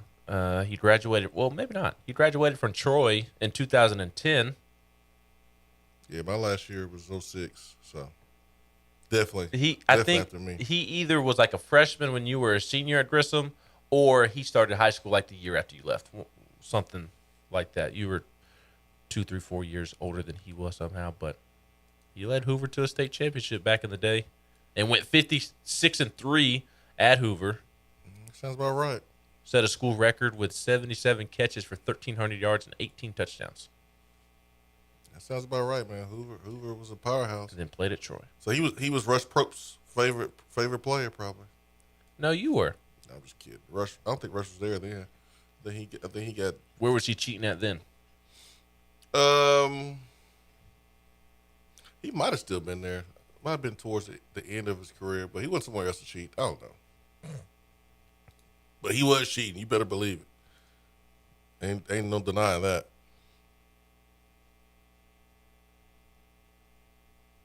Vol Grizz Cubs?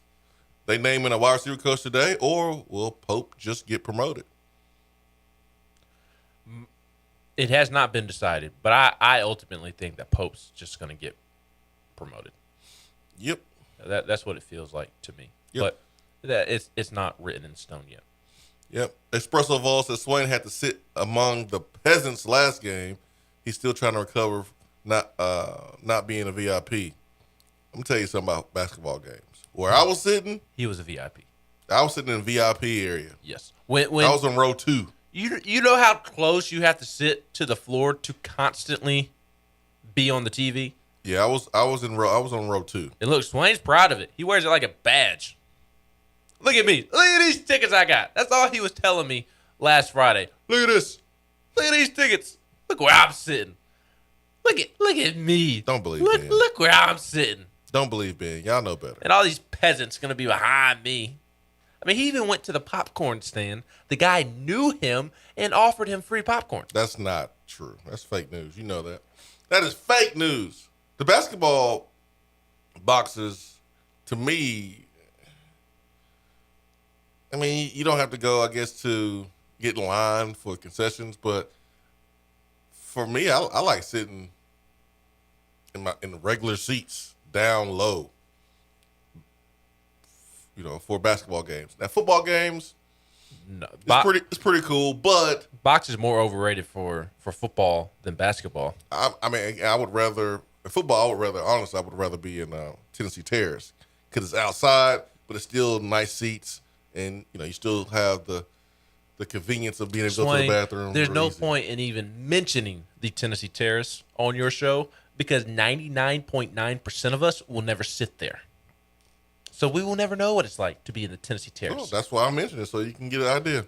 So you can rub it in. No, but so but seriously, I that is a good point. Tennessee Terrace is different than sitting in a box because, like you said, it's outside. But I don't understand the appeal of sitting in the box. Like, yeah, you easy access to food. You don't have to deal with the weather one way or the other, whether it's too hot or too cold. That's the one benefit to me, in my opinion, because I hate being cold and I don't want to be overly hot and sweating like crazy. But like, it doesn't feel like you're at a game when you're in the box. I just don't understand it. I don't understand the appeal. To me, it's just a bunch of rich folks wanting people to know that they're rich. That's what it is to me. As a peasant myself, someone who is not rich, that is the appearance that it gives off to me. Or at least I am making that stereotype, and maybe shame on me. But when I go to a sporting event, I want to feel like I am at the game. And I don't feel like I'm at the game when I sit in the box. I understand that. And same for the media seating.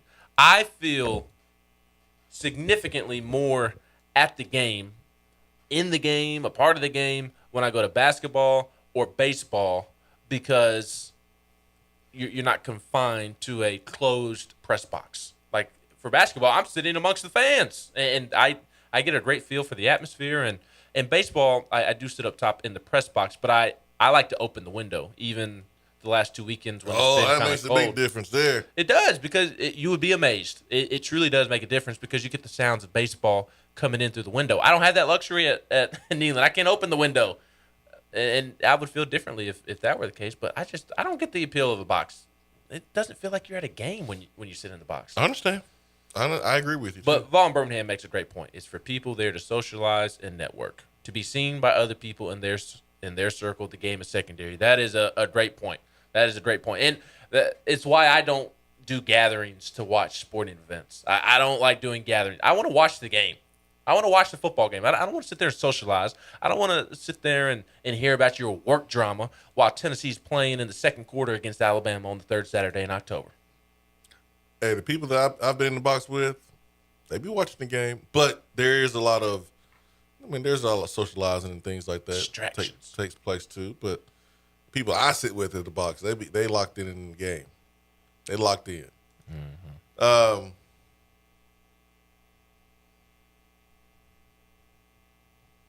Georgia's Coliseum, those seats were built for kids, according to Rodney and Allsdale.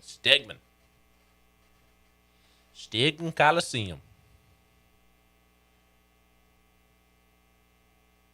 Let's see here. Once Ben have that baby, he will fully grasp staying home. Yeah. It's coming. Yeah. It is coming. It is coming. Vol fan says we will find out the receiver coach when Pope changes his Twitter bio.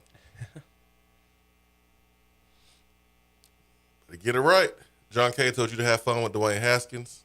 Thank you.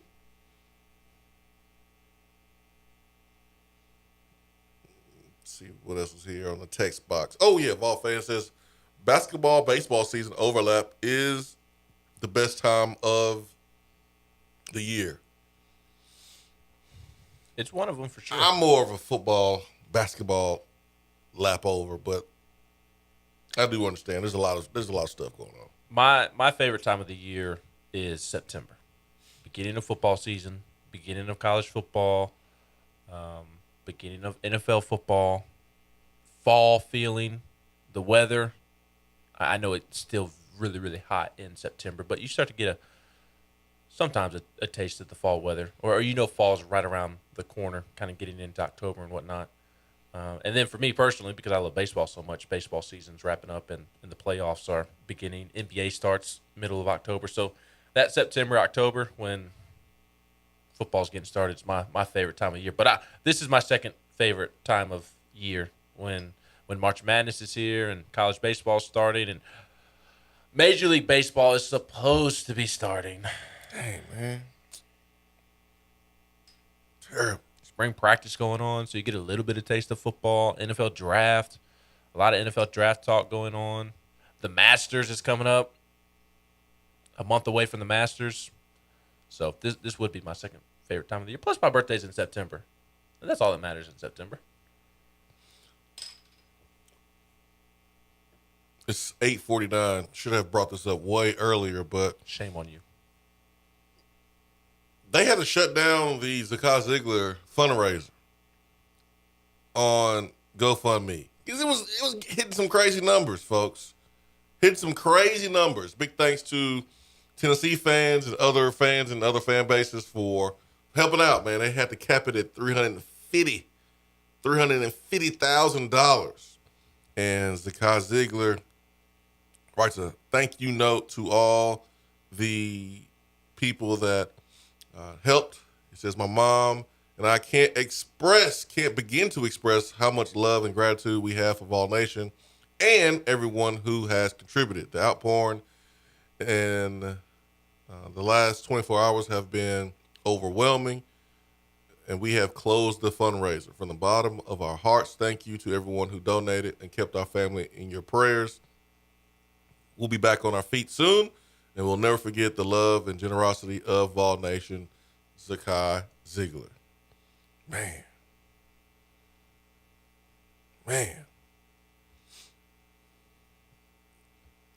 Where's national media? Man, you smooge with the national media at the games when you hit the press box. Where's the national media? Unfortunately, I can't snooze or smooze, whatever word you used, with the national media because unfortunately they sit me next to Austin Price, and I have to deal with his tendencies. But I don't know where they're at. You know where they're at. Negativity sells, and this does not fit Dan Wolken or Pete Thamel, Pat Forty. It doesn't fit their narrative that Tennessee's fan base sucks. Now, I did see, it was cool to see Marty Smith send out a tweet. He commended Vol Nation and wrote a pretty cool tweet out on Twitter commending Vol Nation for what they were able to do. So I did see Marty Smith do what he did. But you see me over here looking at this timeline. Whose timeline you looking at? National media member. Which one? That covers used to cover Tennessee. Marty Smith said, amazing display of kindness and generosity from Vol Nation. More than $350,000 and counting raised for Tennessee point guard Zakai Ziegler after his family's Queens, New York home was destroyed in a fire. The original hope was to raise $50K. Great work, Tennessee. So I know some of you Tennessee fans can't stand Marty Smith because he deleted one tweet. He had one bad moment, and how dare we not forgive him? How dare we not show him grace for one stupid little tweet, deleted tweet? But I thought that was a cool message, cool note from Marty Smith. He's the only national media member I've seen say anything about it. I've seen other SEC media members tweet about it. Thomas Goldcamp, friend of the show, who covers Florida, he was tweeting about it and thought it was cool, kind of how the SEC came together to help Zakai. I saw some Kentucky folks tweeting about it as well. So I've seen it from kind of a national perspective, but just from other folks that cover the SEC.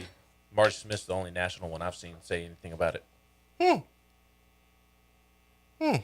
TMZ said something about it.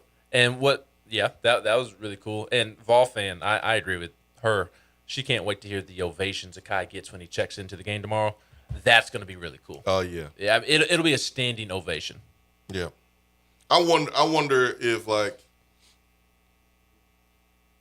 not that it matters more than, you know, the safety of, you know, your family, but I wonder now that he knows, like, everything's going to be okay from a financial standpoint, and his mom is safe and everybody's safe, and like they're going to build. I mean, they'll have a better house. They have a chance to have a better house. Now, you can't replace all those memories and, you know, belongings and things that you have saved, but I wonder, like, how close to playing his best will he be? That's a fair question. I'm more concerned about his knee that he's been dealing with than the current situation that he can start to put in the past. I guess you could say. I mean, it is at this point. Wouldn't it be time for him to start moving on from the situation? I don't want to sound insensitive to the situation, but I mean, at some point, you do have to start looking forward. And how can you not start to look forward when you have $350,000 coming in to help you and your family and your nephew that has special needs as well, or maybe not special needs, but has medical issues that need to be assisted on a daily basis? I think he's going to be phenomenal tomorrow. Yeah, I worry more about the knee at this point, honestly. Yeah. The knee is a real issue, I guess you could say. I mean, he hasn't been practicing a ton for the last week to 2 weeks. He hasn't had that same burst that he's shown all year. Hasn't been really able to stay in defenders as often as he has all season. I'm more worried about the knee, quite frankly, just from a basketball standpoint. I mean, he looked good against Auburn. You know, there's obviously things you can improve on, and you can look at the film and make some critiques here and there, and I'm sure that happened. But I mean, he was good from my point of view in helping Tennessee win against Auburn. So I anticipate that type of performance. And the home crowd's going to, I think, carry him. That's a good point. And not only carry him, but inject a whole lot of adrenaline in him to where he's going to feel better than he has any of the last 2 or 3 weeks. Yep. And he's not going to feel that knee. Now, he'll feel it as soon as the game ends and he comes off that adrenaline rush. He'll feel it Sunday morning, Saturday night. But that's a good point. I guarantee you the crowd, the moment he checks in, he's going to get a huge adrenaline rush on top of the adrenaline that he is already going to have for playing against Arkansas in a sold-out arena. But, yeah, that's a good point. The adrenaline will push him kind of through the pain. Yep, it tends to do that. Yeah, I'm concerned about that going forward. Not just Zakai, but just kind of some nicks and knacks that Tennessee is dealing with. What's a nick? What's a knack? A nick and a knack. A nick and a knack? Yeah, a nick and a knack. It's that time of season, though, when everybody's banged up. I know, but, I mean, Zakai made winning plays against Auburn, but it took him a while. It wasn't really till the second half. First half, he kind of struggled and struggled against Georgia, and we know what was going on during the Georgia game. But we've also seen Santi. He has not looked the same the last couple of games, has not showed the same explosiveness or his same quickness on the defensive end. He hasn't been able to keep guys in front of him of late like he was able to for pretty much the entire season until this knee popped up. And like after he hit those first 3 threes to start the game against Georgia, I mean, it was a poor performance from Santi. And Folke, you already have to deal with inconsistency from him, and now he's dealing with a hip pointer that is limiting him in practice. It's still hurting? Mm-hmm. He's not practicing a whole lot. So, and now Josiah is the evidence to not worry about it, because Josiah's been dealing with a knee injury. I don't think it's as bad as the other ones that I've mentioned, but he's also been kind of banged up and limited in practice, and then he goes out and scores a career high. Still haven't heard from Ken. Haven't seen Ken once on the text box this week. That game was Tuesday night. Have not seen Ken since. Ken, where you at? Huh? Come on. You can't be the first one to throw things we say in our face when it turns out wrong, or argue back and forth. Which there's nothing wrong with disagreeing and going back and forth, but you can't do that constantly and then when you're wrong not show up for a week. Disappear. You can't disappear. We show up when we're wrong. I guess the show's not as good anymore for Ken. I guess he moved on to another show. But I'm kind of worried about the little nicks and knacks going into postseason. Whatever you want to call it, man. Whatever you want to call it, my friend. Are you not? Nope. I know that these things happen this time of year, but it feels like a little bit more than just simply, oh, everybody's going through things this time of year. I think with this being the last game, you power through. You understand what's on the table, who you playing, where you're playing, and the adrenaline from the game. You take some medication, and you power through. And then after the game, you'll be sore, you'll be hurting, but you'll have a nice little break though. You have a couple days before the SEC tournament. You have a double bye, so you'll have time to rest up. But right now, it's about doing whatever you got to do to get the win and avoid being called for a charge. Yes. Whatever you got to do. There will be at least one. The question is, how many will there be from Jalen Williams? Yep. I truly think, I talked about it earlier this week, I don't think he's going to get the benefit of the doubt this weekend. Do you? No, man, because I think so many people have been talking about him sliding under players as they're going up and how he has. I mean, it's not just a Tennessee game. Did you see it the other night? Yeah, it was even worse. Yeah, 2 of them. One where he slid under, and then there was another one where he got the benefit of the doubt, and they called a charge. And in the video, you can still see him sliding over. Sliding to the right. Yeah, I remember that. So, I don't know if he's going to get those calls this weekend. But Tennessee's responsibility to make sure they adjust in the first 4 minutes to see what type of game the officials are going to call. So, I ain't never seen a big man take more charges than blocks. Weird. Hour 3 coming up.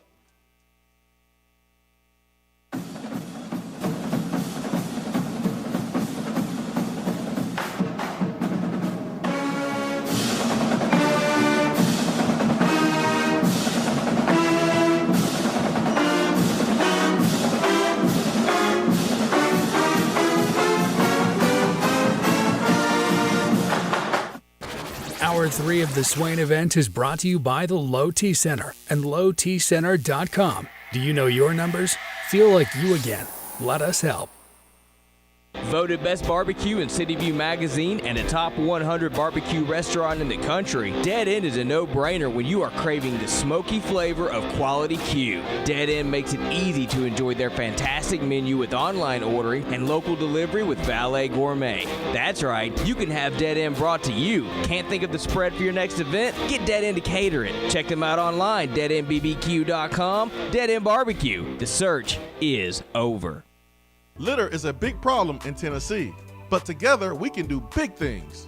We can make our cities, our waterways, our roads cleaner and safer. The Tennessee Department of Transportation is committed to reducing litter in our communities, but we need your help to do it. There are over 100 million pieces of litter in our roads at any given time, and it costs TDOT about $19 million a year just to clean it up. The first step to keeping Tennessee beautiful is to rally behind these 3 simple words. Nobody trashes Tennessee. Join the Nobody Trashes Tennessee movement at nobodytrashestennessee.com. Out-of-town law firms have been swarming into East Tennessee lately. Firms from Memphis, Chattanooga, and Birmingham have stormed into the area. Wouldn't you rather do business with a local law firm? You know, a true neighbor. Marcos Garza and the pros at the Garza Law Firm are just that. They are our neighbors and friends that support local causes year-round. The Garza Law Firm works to serve you professionally on criminal matters, injuries and accident matters, and Social Security and disability filings. The Garza Law Firm is here for you at GarzaLaw.com. The Garza Law Firm. Let us help. Is that as low as you can go? Okay, thank you. Hello, is that as low as you can go?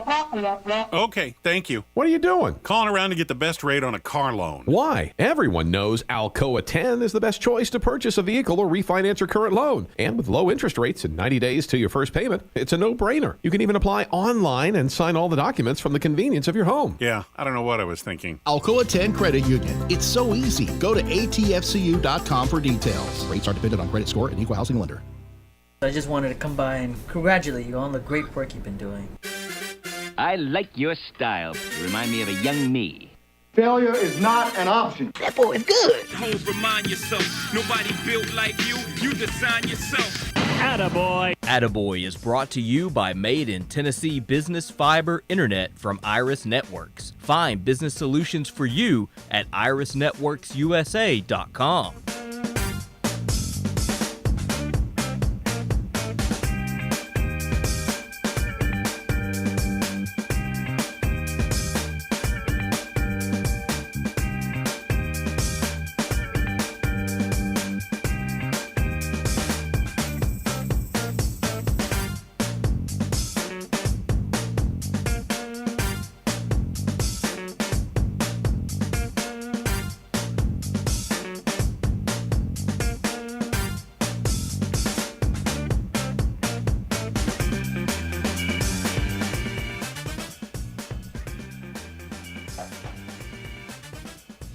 Time for some Attaboy, highlighting positivity. We do that with Iris Networks, specializing in high-quality fiber internet and voice. 90 days, no payment for business internet. Come on, man. You know I'm giving it to the wide receiver, Tennessee, Velus Jones, on the biggest stage of your football career. The biggest stage with GMs, owners, coaches, NFL personnel, your peers, the world watching. Velus Jones delivered a 4.34 40-yard dash. You think about performance anxiety. You think about people that have test anxiety who are unable to perform on the big stage. That was not the case for Velus Jones. All the hard work, all the patience, paying off for Velus Jones to deliver when his number was called. He gets my attaboy for today. So far, gotta jump.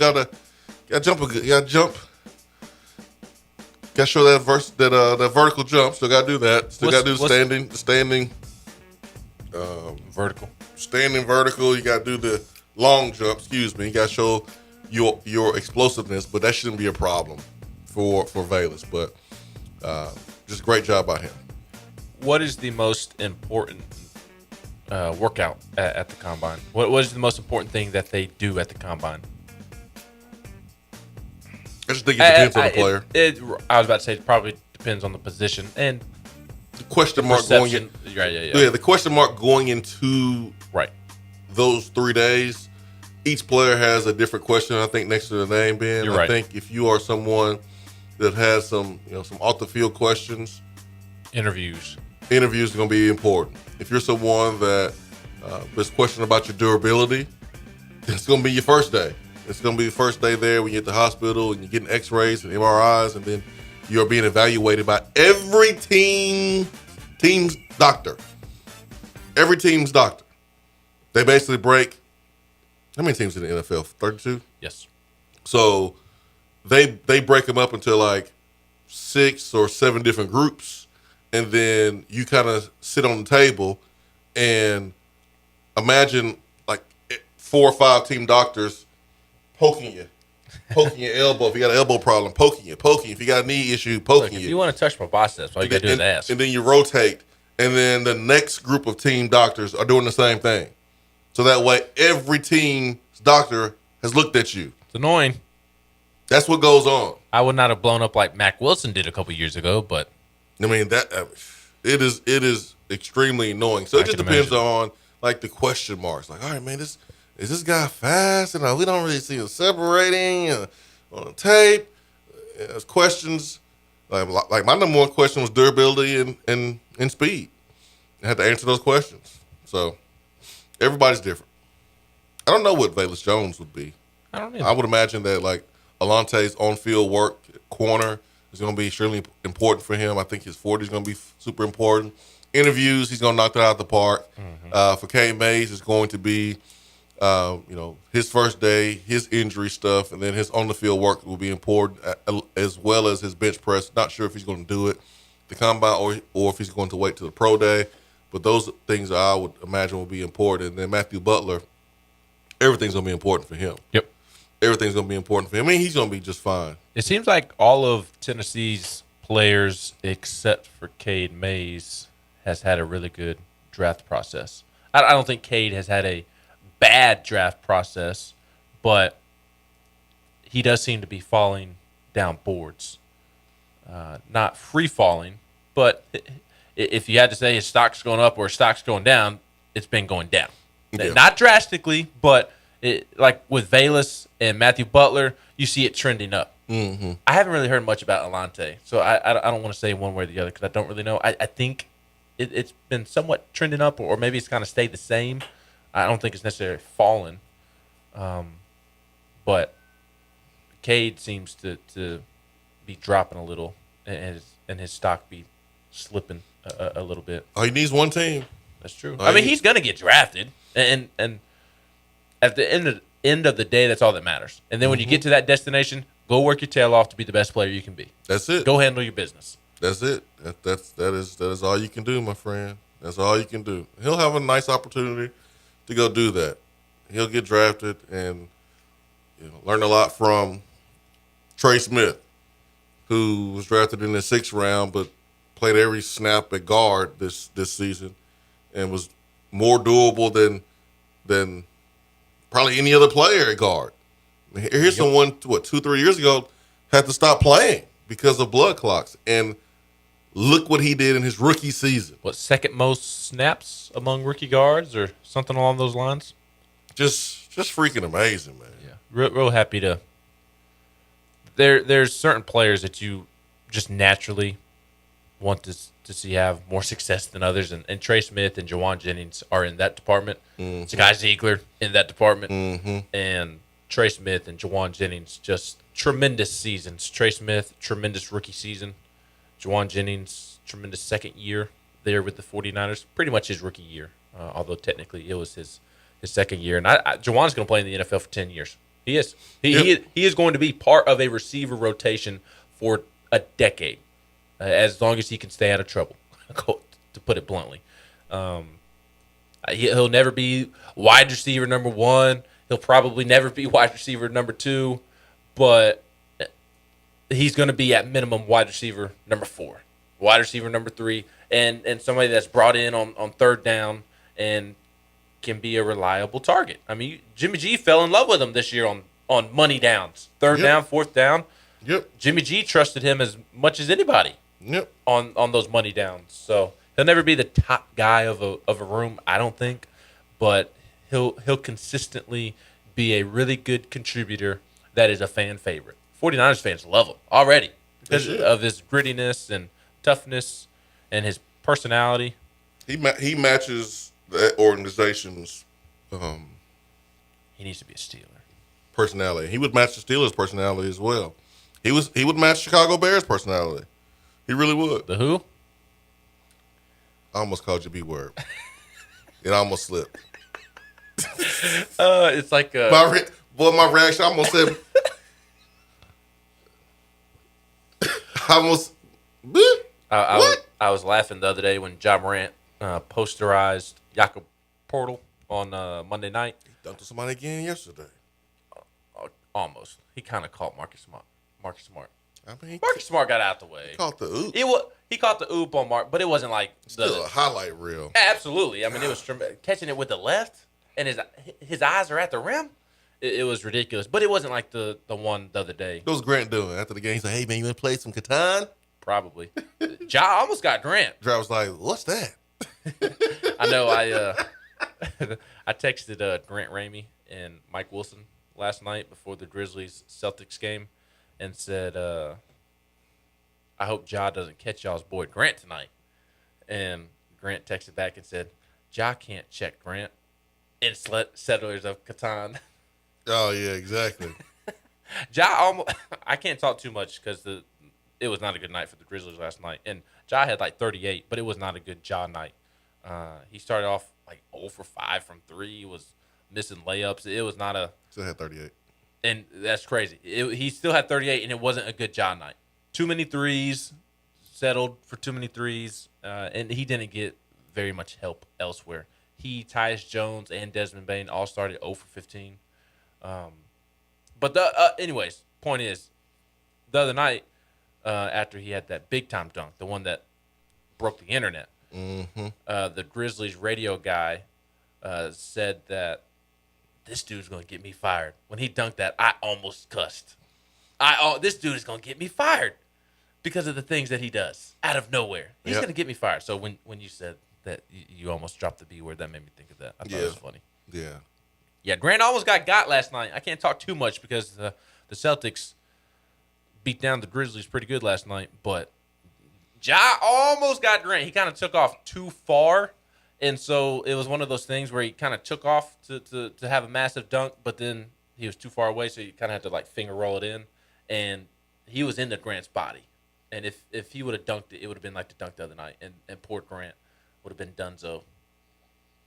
Grant was busting last night from last three. Night, all season. He has all season. He's the third leading 3-point shooter in the NBA. How about that? Grant Williams, the third leading shooter in the NBA from the 3-point line. That's incredible. Last night he was 3 for 3 to start the game. I don't know what he finished, but he made his first 3 shots. He even took Brandon Clark, I think it was, off the dribble and had a nice little finger roll off a post move at the rim.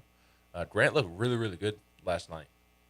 I'm happy for Grant. Grant's like, you remember this? You remember this, Brandon Clark? That's what we did to you back in the day when Tennessee cut those cheeks against Gonzaga. You remember this? Huh? Yeah. Val Birmingham says, what's sad is that the national media couldn't put aside their pettiness to just help a kid out. They could have at least shared his GoFundMe without giving the fan base any credit for helping. Man, listen, guys. Ben saw me over here. I was looking at national media member that covering Tennessee. I was looking at his timeline. No mention of the biggest story on campus. No mention of it. This week. No mention of it.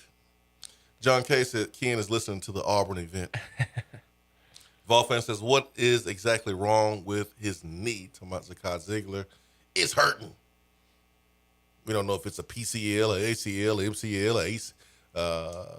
We don't know if it's a tendonitis in the patella. We don't know if it's his kneecap. They wouldn't even tell it. Tennessee wouldn't even tell us what Olivier Camois' injury was. They still don't know. He's out for the year. It's a lower extremity injury. It's an ankle injury. That's all we know. They would not tell us. Somewhere on his body, he's hurt. That's all we know. And can't play.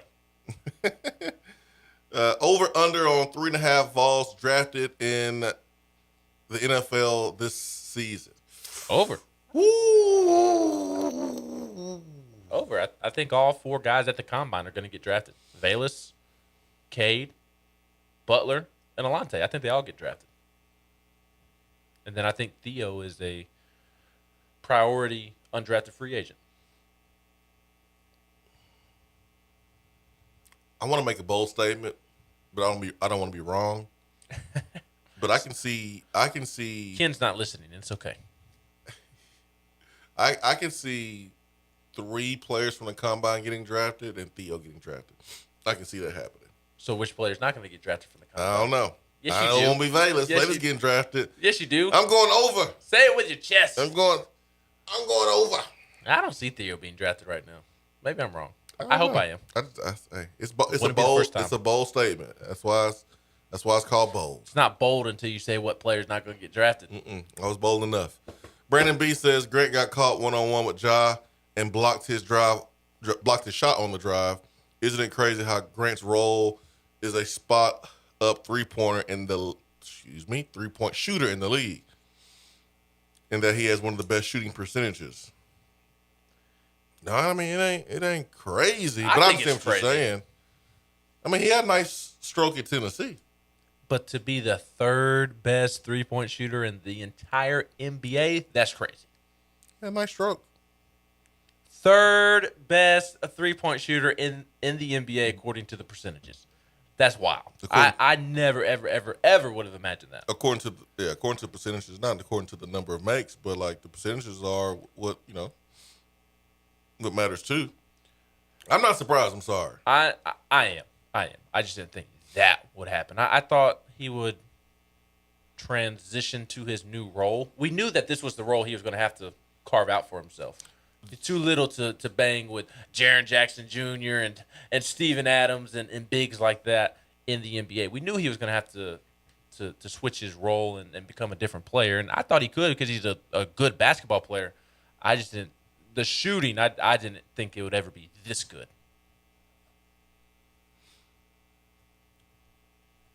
You know what was spot on about Grant Williams was the P.J. Tucker comparison. Yes. Spot on.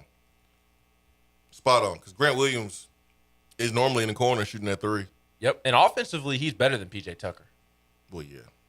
No, not defensively. P.J. Tucker's a different breed on the defensive end. Yeah. Absolutely. I'm happy. I'm happy for Grant. I'm very happy for Grant. He was almost traded. He almost got dealt. I think it's going to happen in the offseason probably. They're probably going to break up Jason Tatum and Brown at some point. Yeah. I don't think that they should, man. I don't think they should either. I think they should get rid of Marcus Smart. That's the other thing. Marcus Smart can't shoot for a lick. My team walks in there and he can't miss from 3. He averages like 1 3 a game, and I didn't see his final stats, but just watching the game and not knowing the stats, he had to have made at least 5 threes last night. Can't ever make them until my team walks in, and then he goes 4 for 9 from 3. Goes for 35 last night. Was that right? I thought I heard them say that, but I don't think I just saw that. No, he had 18 in 35 minutes. That's what it was. It's still good. 4 for 9. 4 for 9. The dude can't make a shot to save his life. He averages 1 made 3 a game. My team walks in there. He can't miss. Sometimes it happens that way, man. I don't want it to happen that way. You can't win every game, Ben. Why not? In the NBA, it doesn't work that way. 865-255-03. Hour 3 is powered by Low T Center and lowtcenter.com. Stay with us.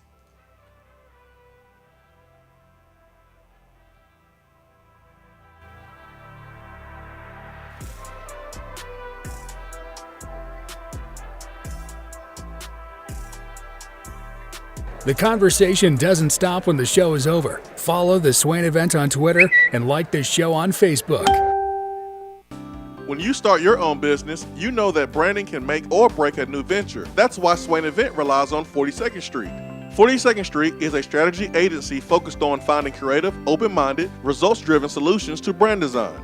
After over a decade of operations in East Tennessee, the brand architects at 42nd Street have the experience and creative know-how to ensure the success of your business branding, logo, web presence, and more. To see a real-life example of their amazing work, you can check out our website at swainevent.com. Don't trust the branding of your business to just anyone. Check out my friends at 42nd Street online at 42st.com or give them a call at 865-382-7007. 42nd Street, brand, strategy, design. Top 100 barbecue restaurant Dead End Barbecue is a no-brainer when you are craving the smoky flavor of quality Q. Dead End makes it easy to enjoy their fantastic menu with online ordering from Chow Now for pickup. Or if you don't feel like leaving the house, then have Dead End Barbecue delivered right to your door by Loco Knoxville or Bite Squad. Cheer on your favorite team with the best barbecue around. Check them out online at deadendbbq.com. Dead End Barbecue. The search is over.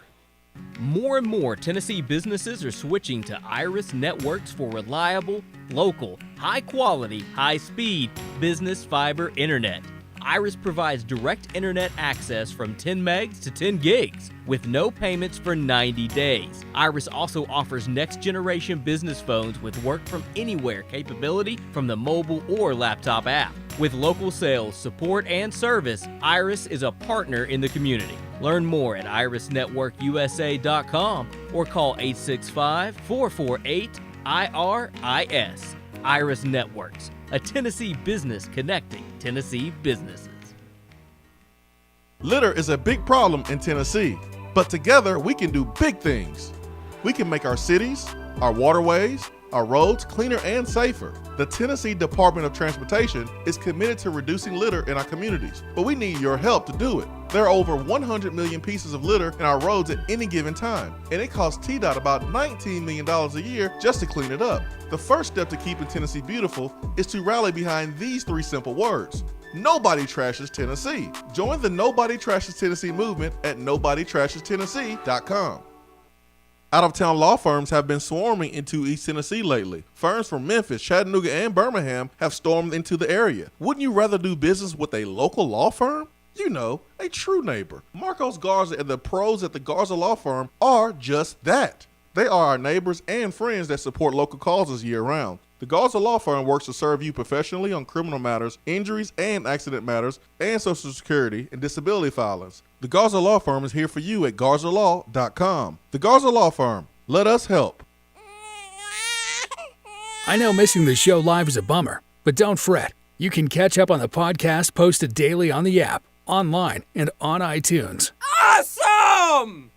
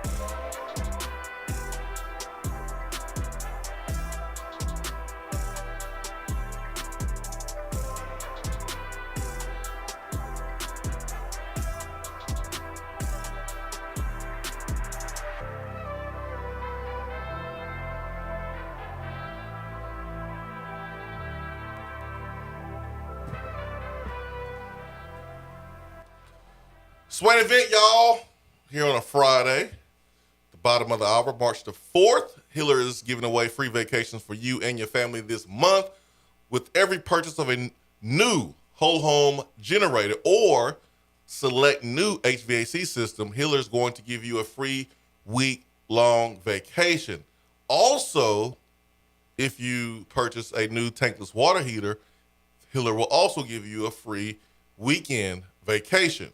Week-long vacation with a HVAC system or whole home generator, a free weekend vacation with the new tankless water heater. They also give you Visa reward card to help pay for the gas to help you get there.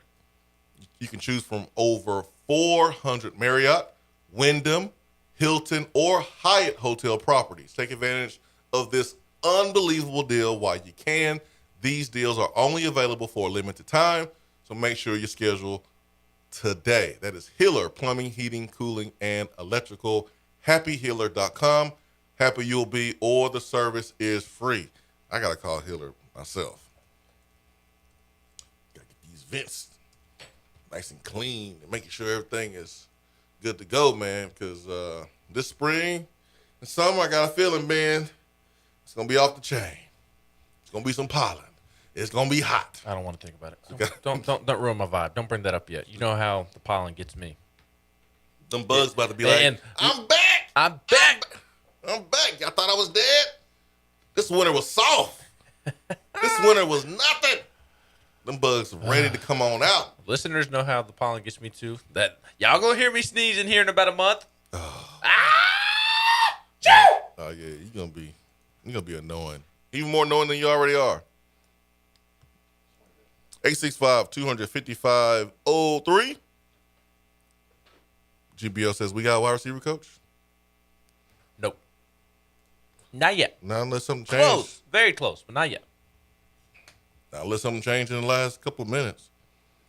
It'll be announced at 10 on 1. I guarantee you. It'll be announced between 10 and 12. I promise you. Yep. It'll be after the show. 865-255-03. Who do we have? Dave Tona. Dave Tona, good morning. Good morning, gentlemen. How you doing, Dave Tona? Trying to keep my head up. Well, I hope you are, my friend, man. We thinking about you. Well, thank you. I figured I would call because I'm scrambling Steelers some eggs. I gave Ace some eggs this week and thought about you, man. Yeah. I cooked breakfast the day before yesterday and I cooked my family an omelet. They only ate half of it, so I took all the cheese off of it and gave the rest to Ace. I thought about you. Why'd you take the cheese off? Give the boys some cheese. Nah, man, I don't want him gassy up in here. Nah, Steeler ate. He just lifted his ears up. He hears me talking. You know those little cracker cheese trays? Yeah. So I was a little short on the crackers. I have to pair it up, make sure I've got some turkey, some ham, and some cheese. But I was short on crackers, so I only had one cracker. I couldn't make a whole 2-cracker thing. Anyway, so he's sitting there with me. I'm like, and he loves crackers. I'm like, dude, I don't have enough crackers to give you, but I'll give you some cheese. Still living a life. Hey, dude, with what's going on with him, I promise you this. I cooked him a filet and a baked potato the other night. All right, now, Daytona, now you're doing too much. A filet and a potato? Dude, I'm fixing to lose them. Oh, okay. I'm fixing to lose them. Yeah, hook him up, man. Hook him up. So we had a filet and potato together. I love it. That's my boy. And, with the other stuff going on in my life, it's me and him in this house, man. Got to take care of my boy. That's right. Hook him up.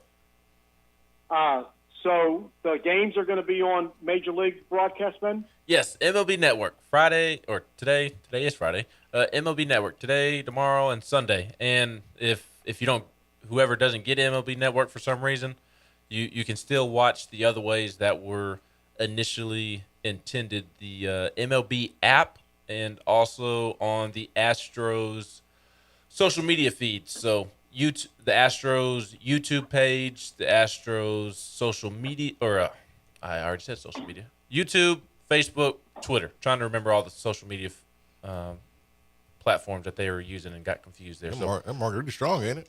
No. That Well, 4:45 wake-up call while you were sleeping to go work out is strong. I was awake.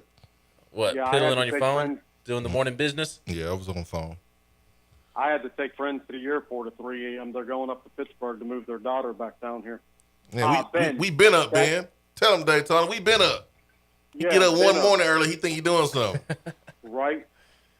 He went and worked out. He walked in, turned around, walked out. Yeah, he thought he was doing something because he got up early. Yeah. You just wait So here a that- couple months on the 27th when your baby is born. You're gonna be up a lot early. I'm aware. Yeah. So that stuff that you said that you drink on the beach, those margarita things, Mm-hmm. they are butt booty terrible nasty. What's the name of them? Hate them. I don't know about that. Those Cajun things, or what? Cayman Jacks. Cayman Jacks. Yeah, all Cayman right. Jacks. Yeah, they're good. If you don't like them, that's a you problem. How you know they're not good, Daytona? You had some before? Yeah, man, and I didn't even drink them. I gave them away. I love them. Well, and look, here's the thing. I have a sweet tooth, and they're sweet. Tastes like lemonade to me, and I love them. I absolutely love them. Well, I'm gonna tell you something that My beach drink. I just picked up some stuff. Okay, let us know. It is called Appalachian Sipping Cream. You can check them. Is it like a moonshine type of deal? It is, and they have application. banana What? Appalachian. Ignore him. Swain, I need a hard time from you like I need a damn hole in my head. Anyways, they're what? So, Appalachian sipping cream. Yeah, And Sugarlands. I got electric orange, banana pudding, and strawberry dream. Oh my God! How's that different than Cayman Jacks? All these fruity drinks. Cayman Jack is a nasty imitation margarita. It's a delicious imitation margarita. No. Ugh. My dad and I will sit around and drink plenty of them watching the UFC fights on a Friday or Saturday night. They're delicious. Tastes Sway, like you ever an had- alcohol lemonade. Check them out. You ever had rum chata? Who? Rum chata. Rum chata? Who is that? Oh, I'm just going to continue talking to you, Ben. Yes, just explain what a rum chata is. Who is that? I've never had a you rum ever had chata. it? You haven't? No. Let me Google this. I've never heard of it, to be honest with you. I would ask Sarah, but I doubt she knows either. In the garage. Rum There's chata. some- What some the? off the door. Rum chata. Let me see what you're talking about here. Hell no, I ain't had no rum chata. Yeah. But go to your Total Wine or whatever's up there and get you at least a jug of this Appalachian sipping cream. And I'm telling you, the electric orange tastes just like a orange sickle, and the banana pudding is delicious. I'll have to try that out, Daytona. Appreciate the phone call and appreciate the recommendation. I do love me some moonshine. I got one recently that was actually banana pudding as well, and it did not last very long at my house. It was delicious. I can't believe y'all. I can't believe y'all. So the rock's painted? Yeah, that should be just an appetizer. Oh, an appetizer. You saying we you know something that we don't know? I'm not saying that, but I mean, I think that's pretty obvious. So you know that the rock is going to be painted better than what it already is, or No, I'm just saying you this. think? You know, I don't know if the rock is going to be painted better. I just know that that's just the appetizer. You know, Appetizer for a better rock painting, or No, just like his appetizer visit? for the weekend. Gotcha. Yeah, Okay. yeah, for the weekend. I thought you were saying it's an appetizer for something planned for the rock. That's right. Yeah, no, that's not. I like how whoever painted the rock, Nico. It says we want Nico, In the O, in Nico, the TriStar state logo thing is in the middle.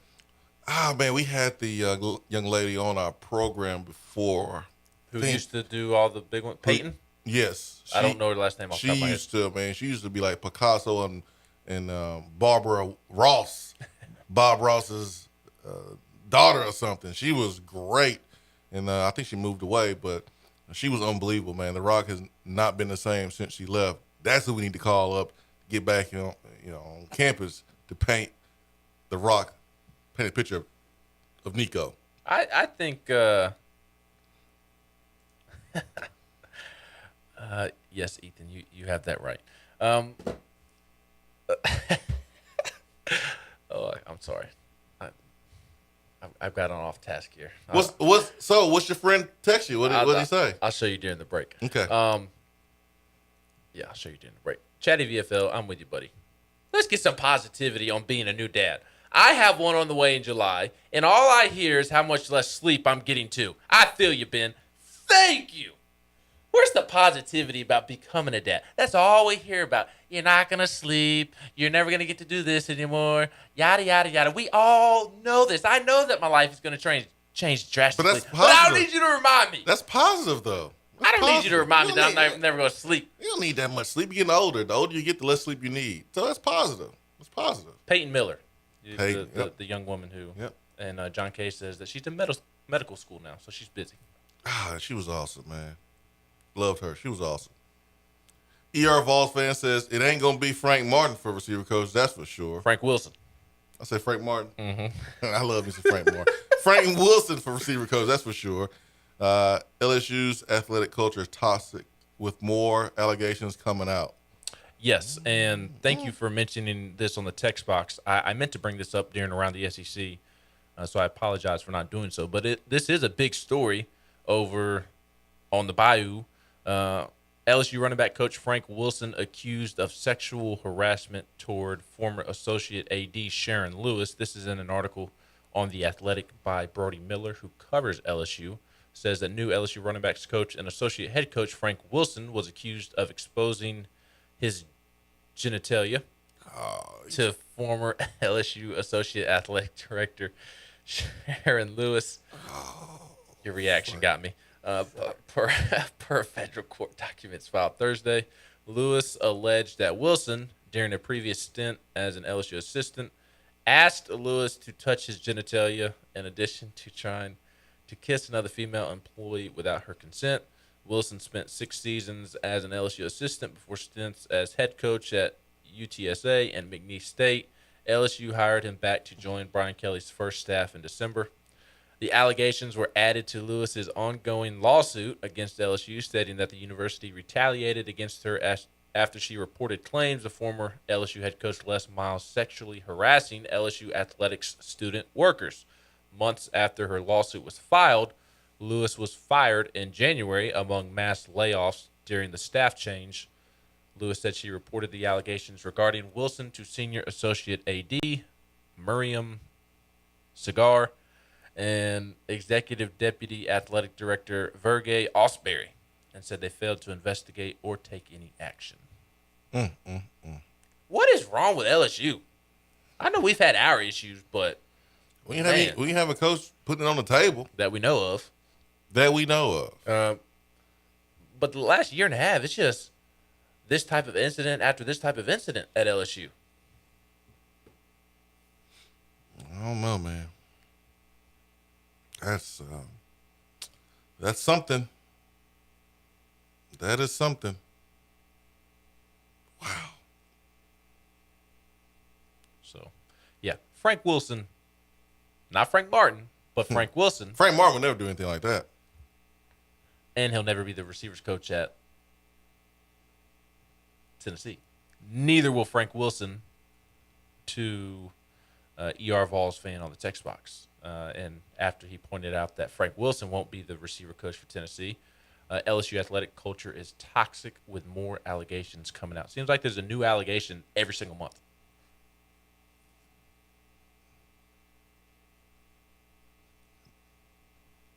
Unreal.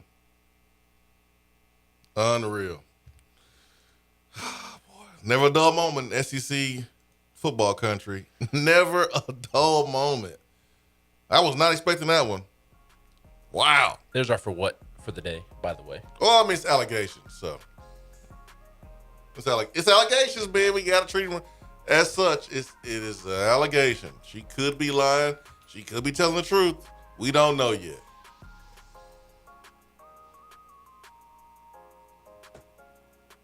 We don't know yet.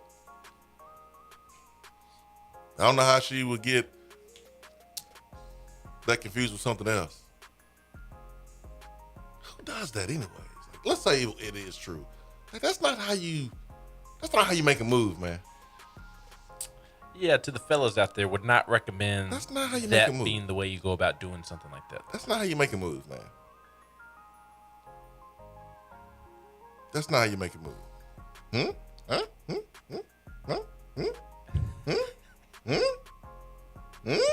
That's not how you do it, man. Huh? Quit making me laugh over a serious topic. I mean, it's serious, but still, like, it's not how. Golly, man. God. Yeah, he's done. He's done. I mean, this being true or not true, he's probably done. He's done, son. Yeah, and this was a big hire for Brian hire. Kelly too. Huge hire. We talked about it on the show when it happened. Yeah, Louisiana ties. Was there before. It was a huge hire. First bit of drama. Brian Kelly, what are you going to do about it? My family. Swain, his family is under attack. Swain Event. Be right back.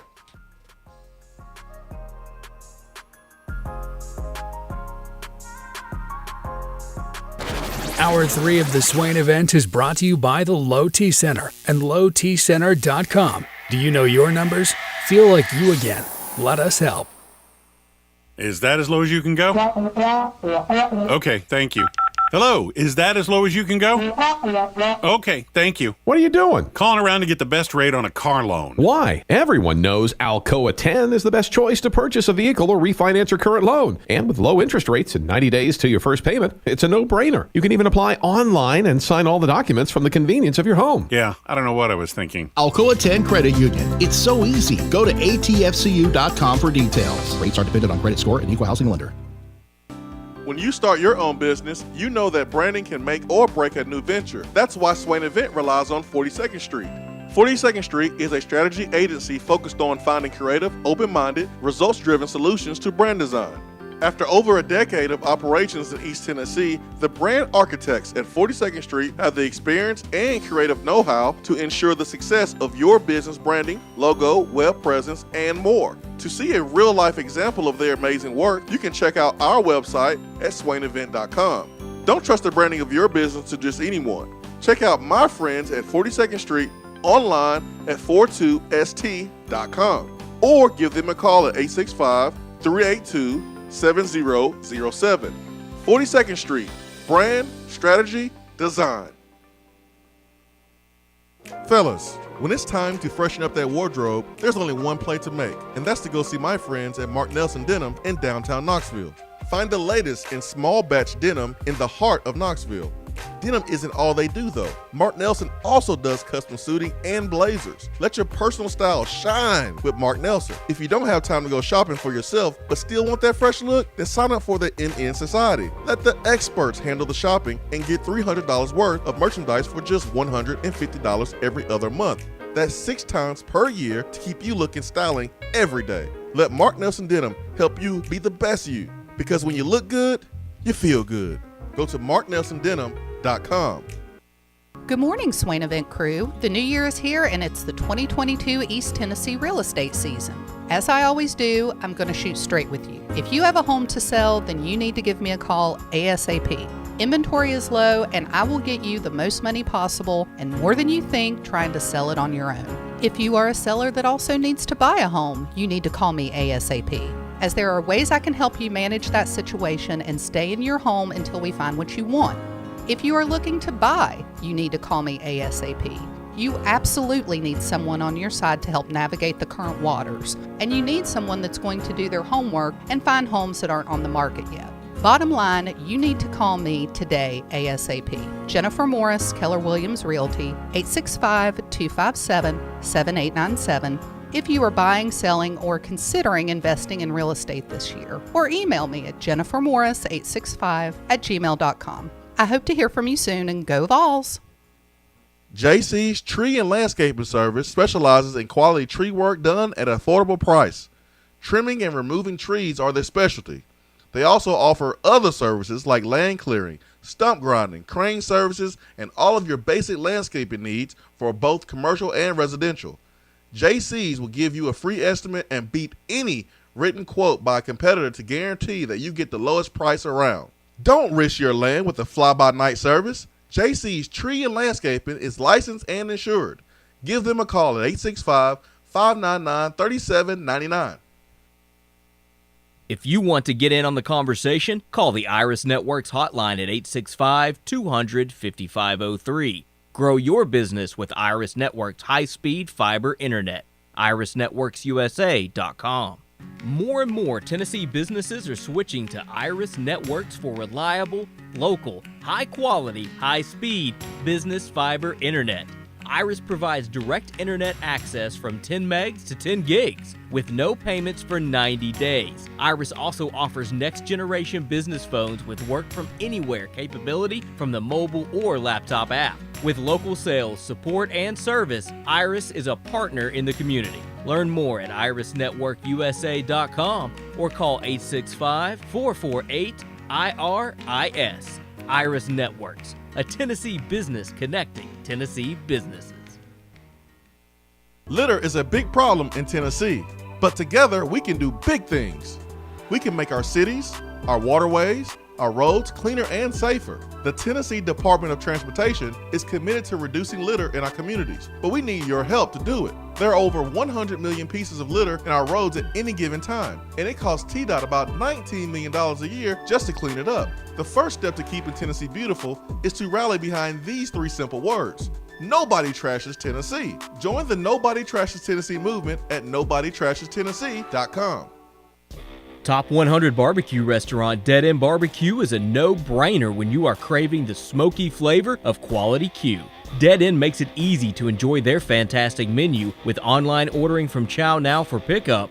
Or if you don't feel like leaving the house, then have Dead End Barbecue delivered right to your door by Loco Knoxville or Bite Squad. Cheer on your favorite team with the best barbecue around. Check them out online at deadendbbq.com. Dead End Barbecue. The search is over.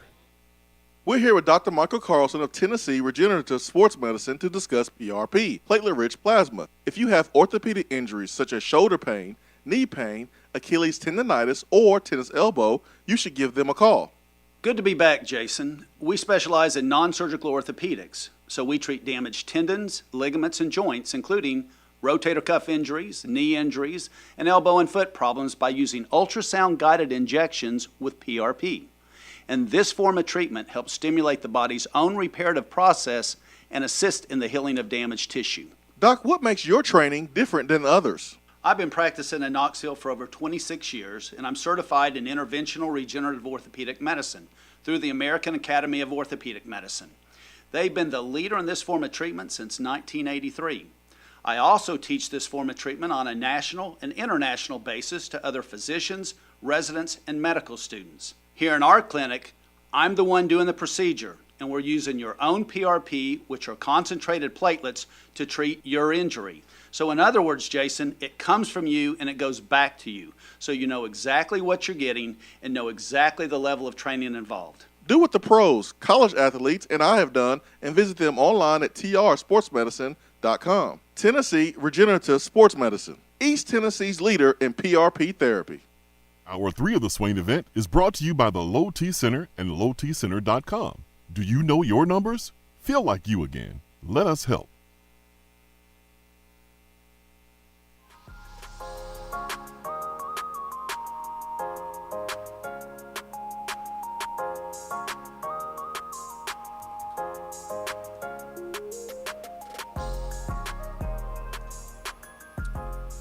Friday. Tomorrow, man, there's so much stuff going on with Tennessee athletics. Tennessee baseball tonight, 8 p.m. against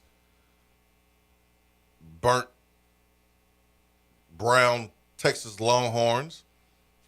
Tomorrow, Tennessee versus the Hogs,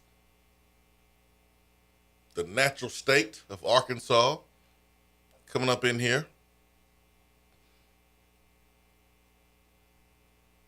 Lady Vols, today versus Alabama in the SEC tournament.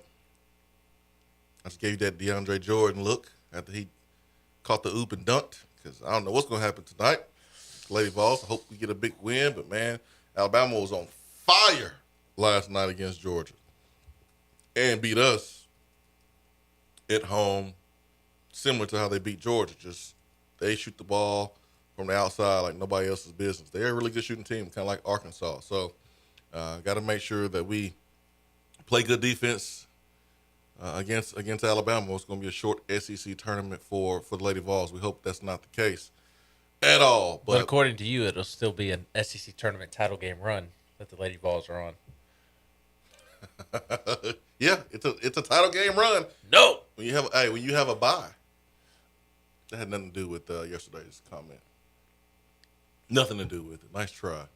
But a lot going on this weekend. But you must admit that when people think of a Final Four run, most people, the thinking is that they actually made it to the Final Four. Like you're not wrong in your thinking, but when people hear Final Four run or Elite Eight run, Sweet 16 run, they think that, okay, they made a run to the Sweet 16, to the Final Four, and that's where they were eliminated. That's how, when people hear what you said, that's what most people think of. But again, you weren't wrong. That's fine. I get it. You want to know what Kim Pom predicts for tomorrow's game? Well, I know Tennessee was favored in the rest of the game, so go ahead. Yes, Kim Pom does predict a Tennessee win. Guess by how many points? 6. 7. Dang. 72-65. Vols win. Gives Arkansas gives Tennessee a 72% chance of winning. And just to show off a little math on your head this morning, because you're too little, it gives Arkansas a 28% chance of winning. You don't want to talk about math, Ben. Oh, I do want to talk about math because I'm actually pretty good at math. I had one bad moment. Here's a little quick scouting report for you on Arkansas per Kim Pom's statistics, which, again, as I've talked about, they carry a lot of weight, in my opinion, because they're usually spot on or near spot on. Offense is 47th in the country in efficiency, 111 points per 100 possessions. The defense is up to 15th most efficient in the country, only allowing 92 points per 100 possessions. They are one of the faster, I guess if you want to call it that, teams in the country in terms of tempo. They are 33rd in adjusted tempo. They don't shoot the ball well, 211th in effective field goal percentage. They don't shoot well from three. They're 301st in the country in three-point percentage, and steadily get better as they get closer to the rim. They're 124th in two-point percentages, a.k.a. the paint, and then they're 57th from the free throw line. The shots get blocked at a decent rate. They do turn it over at a decent rate for an SEC basketball team. They're 79th in the country in turnover percentage, and a lot of them are non-steal turnovers, which tells you that they're unforced turnovers. It's not the other team stealing the basketball per se. They do attempt a lot of shots. Don't attempt a lot of three-point shots, though. They love to get to the rim. They love to get in the paint. And then defensively, teams do not shoot well against them. They are one of the better field goal percentage defenses in the country. They turn teams over. They limit offensive rebounds for the most part. They do foul a lot. They give up a lot of free throw attempts, surprisingly. 231st in the country. They do block shots at a decent rate.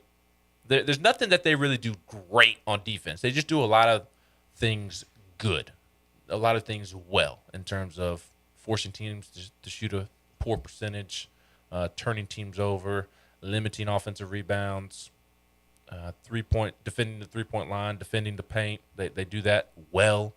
They block shots well. They steal the basketball well. If there's one bugaboo, It's like church. They give up a lot of 3-point shots. You know But what their teams number- don't shoot well from the 3-point line. So it tells me that although teams take a lot of threes against them, they at least have a hand in their face. They're number 1 in the country. In another department. What's that? Charges? Flopping. Number 1 in the country at flopping. They do like to flop.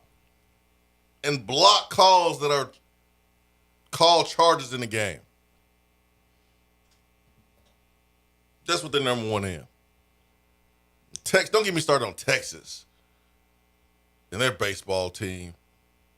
All good and stuff.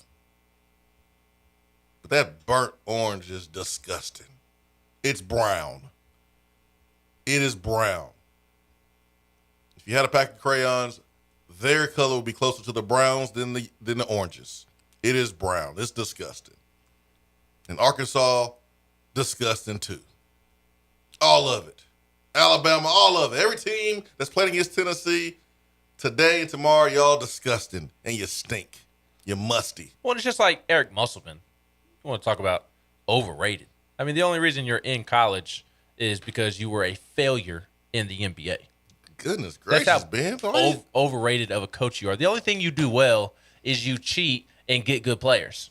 That's the only thing that you do well. Ain't that the name of the game? In college basketball. You are just another Bruce Pearl, a showman who has a lot of talent, and when the going gets tough, you can't come up with anything to have your team have success and win a game.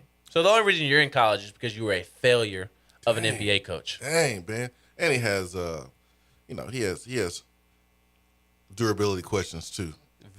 Yes, absolutely. I mean, why do you celebrate every single win at Arkansas like you just won the NBA Finals? Are you wishing that you were back in the NBA? Is that what you used to dream of when you were failing as a head coach in the NBA? Rick would not approve of this trash talk, by the way. Rick would approve because even Rick thinks Eric Musselman is a fraud. I mean, he talks highly of Frank Martin and Tom Crean. He doesn't say anything about Eric Musselman because he knows Eric Musselman is a fraud. Oh, that's great. Just man. like the University of Texas, the fake UT. And remember, you wouldn't even be a state if it weren't for the Volunteers and David Crockett saving your behinds in the Alamo. Facts. There's over 100 million pieces of litter on our beautiful Tennessee roadways at any given time. Did you know that? Also, 28% of litter is classified as intentional, meaning it is thrown right out of vehicle windows. Did you know that? Very bad for our environment, but you can do something about it. You can join the Nobody Trashes Tennessee movement at nobodytrashestennessee.com. 60% of water pollution is attributed to litter. Did you know that? Let's do something about it. Let's keep Tennessee beautiful, unlike Arkansas. Yeah, like whoever wants to go to Arkansas. Unlike Arkansas. I'm sorry, Josh and Little Rock, but nobody ever says they want to go to Arkansas unless they have to go to Arkansas. Unless they live there because they were born there or because they work there. That's the only reason people go to Arkansas. And I'm happy for Chaz Nimrod getting out of that state to come to a beautiful state like Tennessee. Yes. Big shouts out to Josh Heupel giving some charity and helping people get out of the state of Arkansas. For sure, man. For sure. Low T Center specializes in men's wellness. They check all of your levels, not just your testosterone. They determine the cause of any symptoms that you are having and whether or not you are a candidate for low T or low thyroid or sleep apnea. Make sure you go to lowtcenter.com, find the nearest location to you, and tap in and get yourself feeling like you used to. Their annual health assessment is typically covered by health insurance and is very thorough, checking everything from your PSA levels, thyroid, liver, kidney function, and cholesterol, glucose levels, and more. Have a great weekend, folks. Swain Event, fueled by Dead End Barbecue. Peace and love.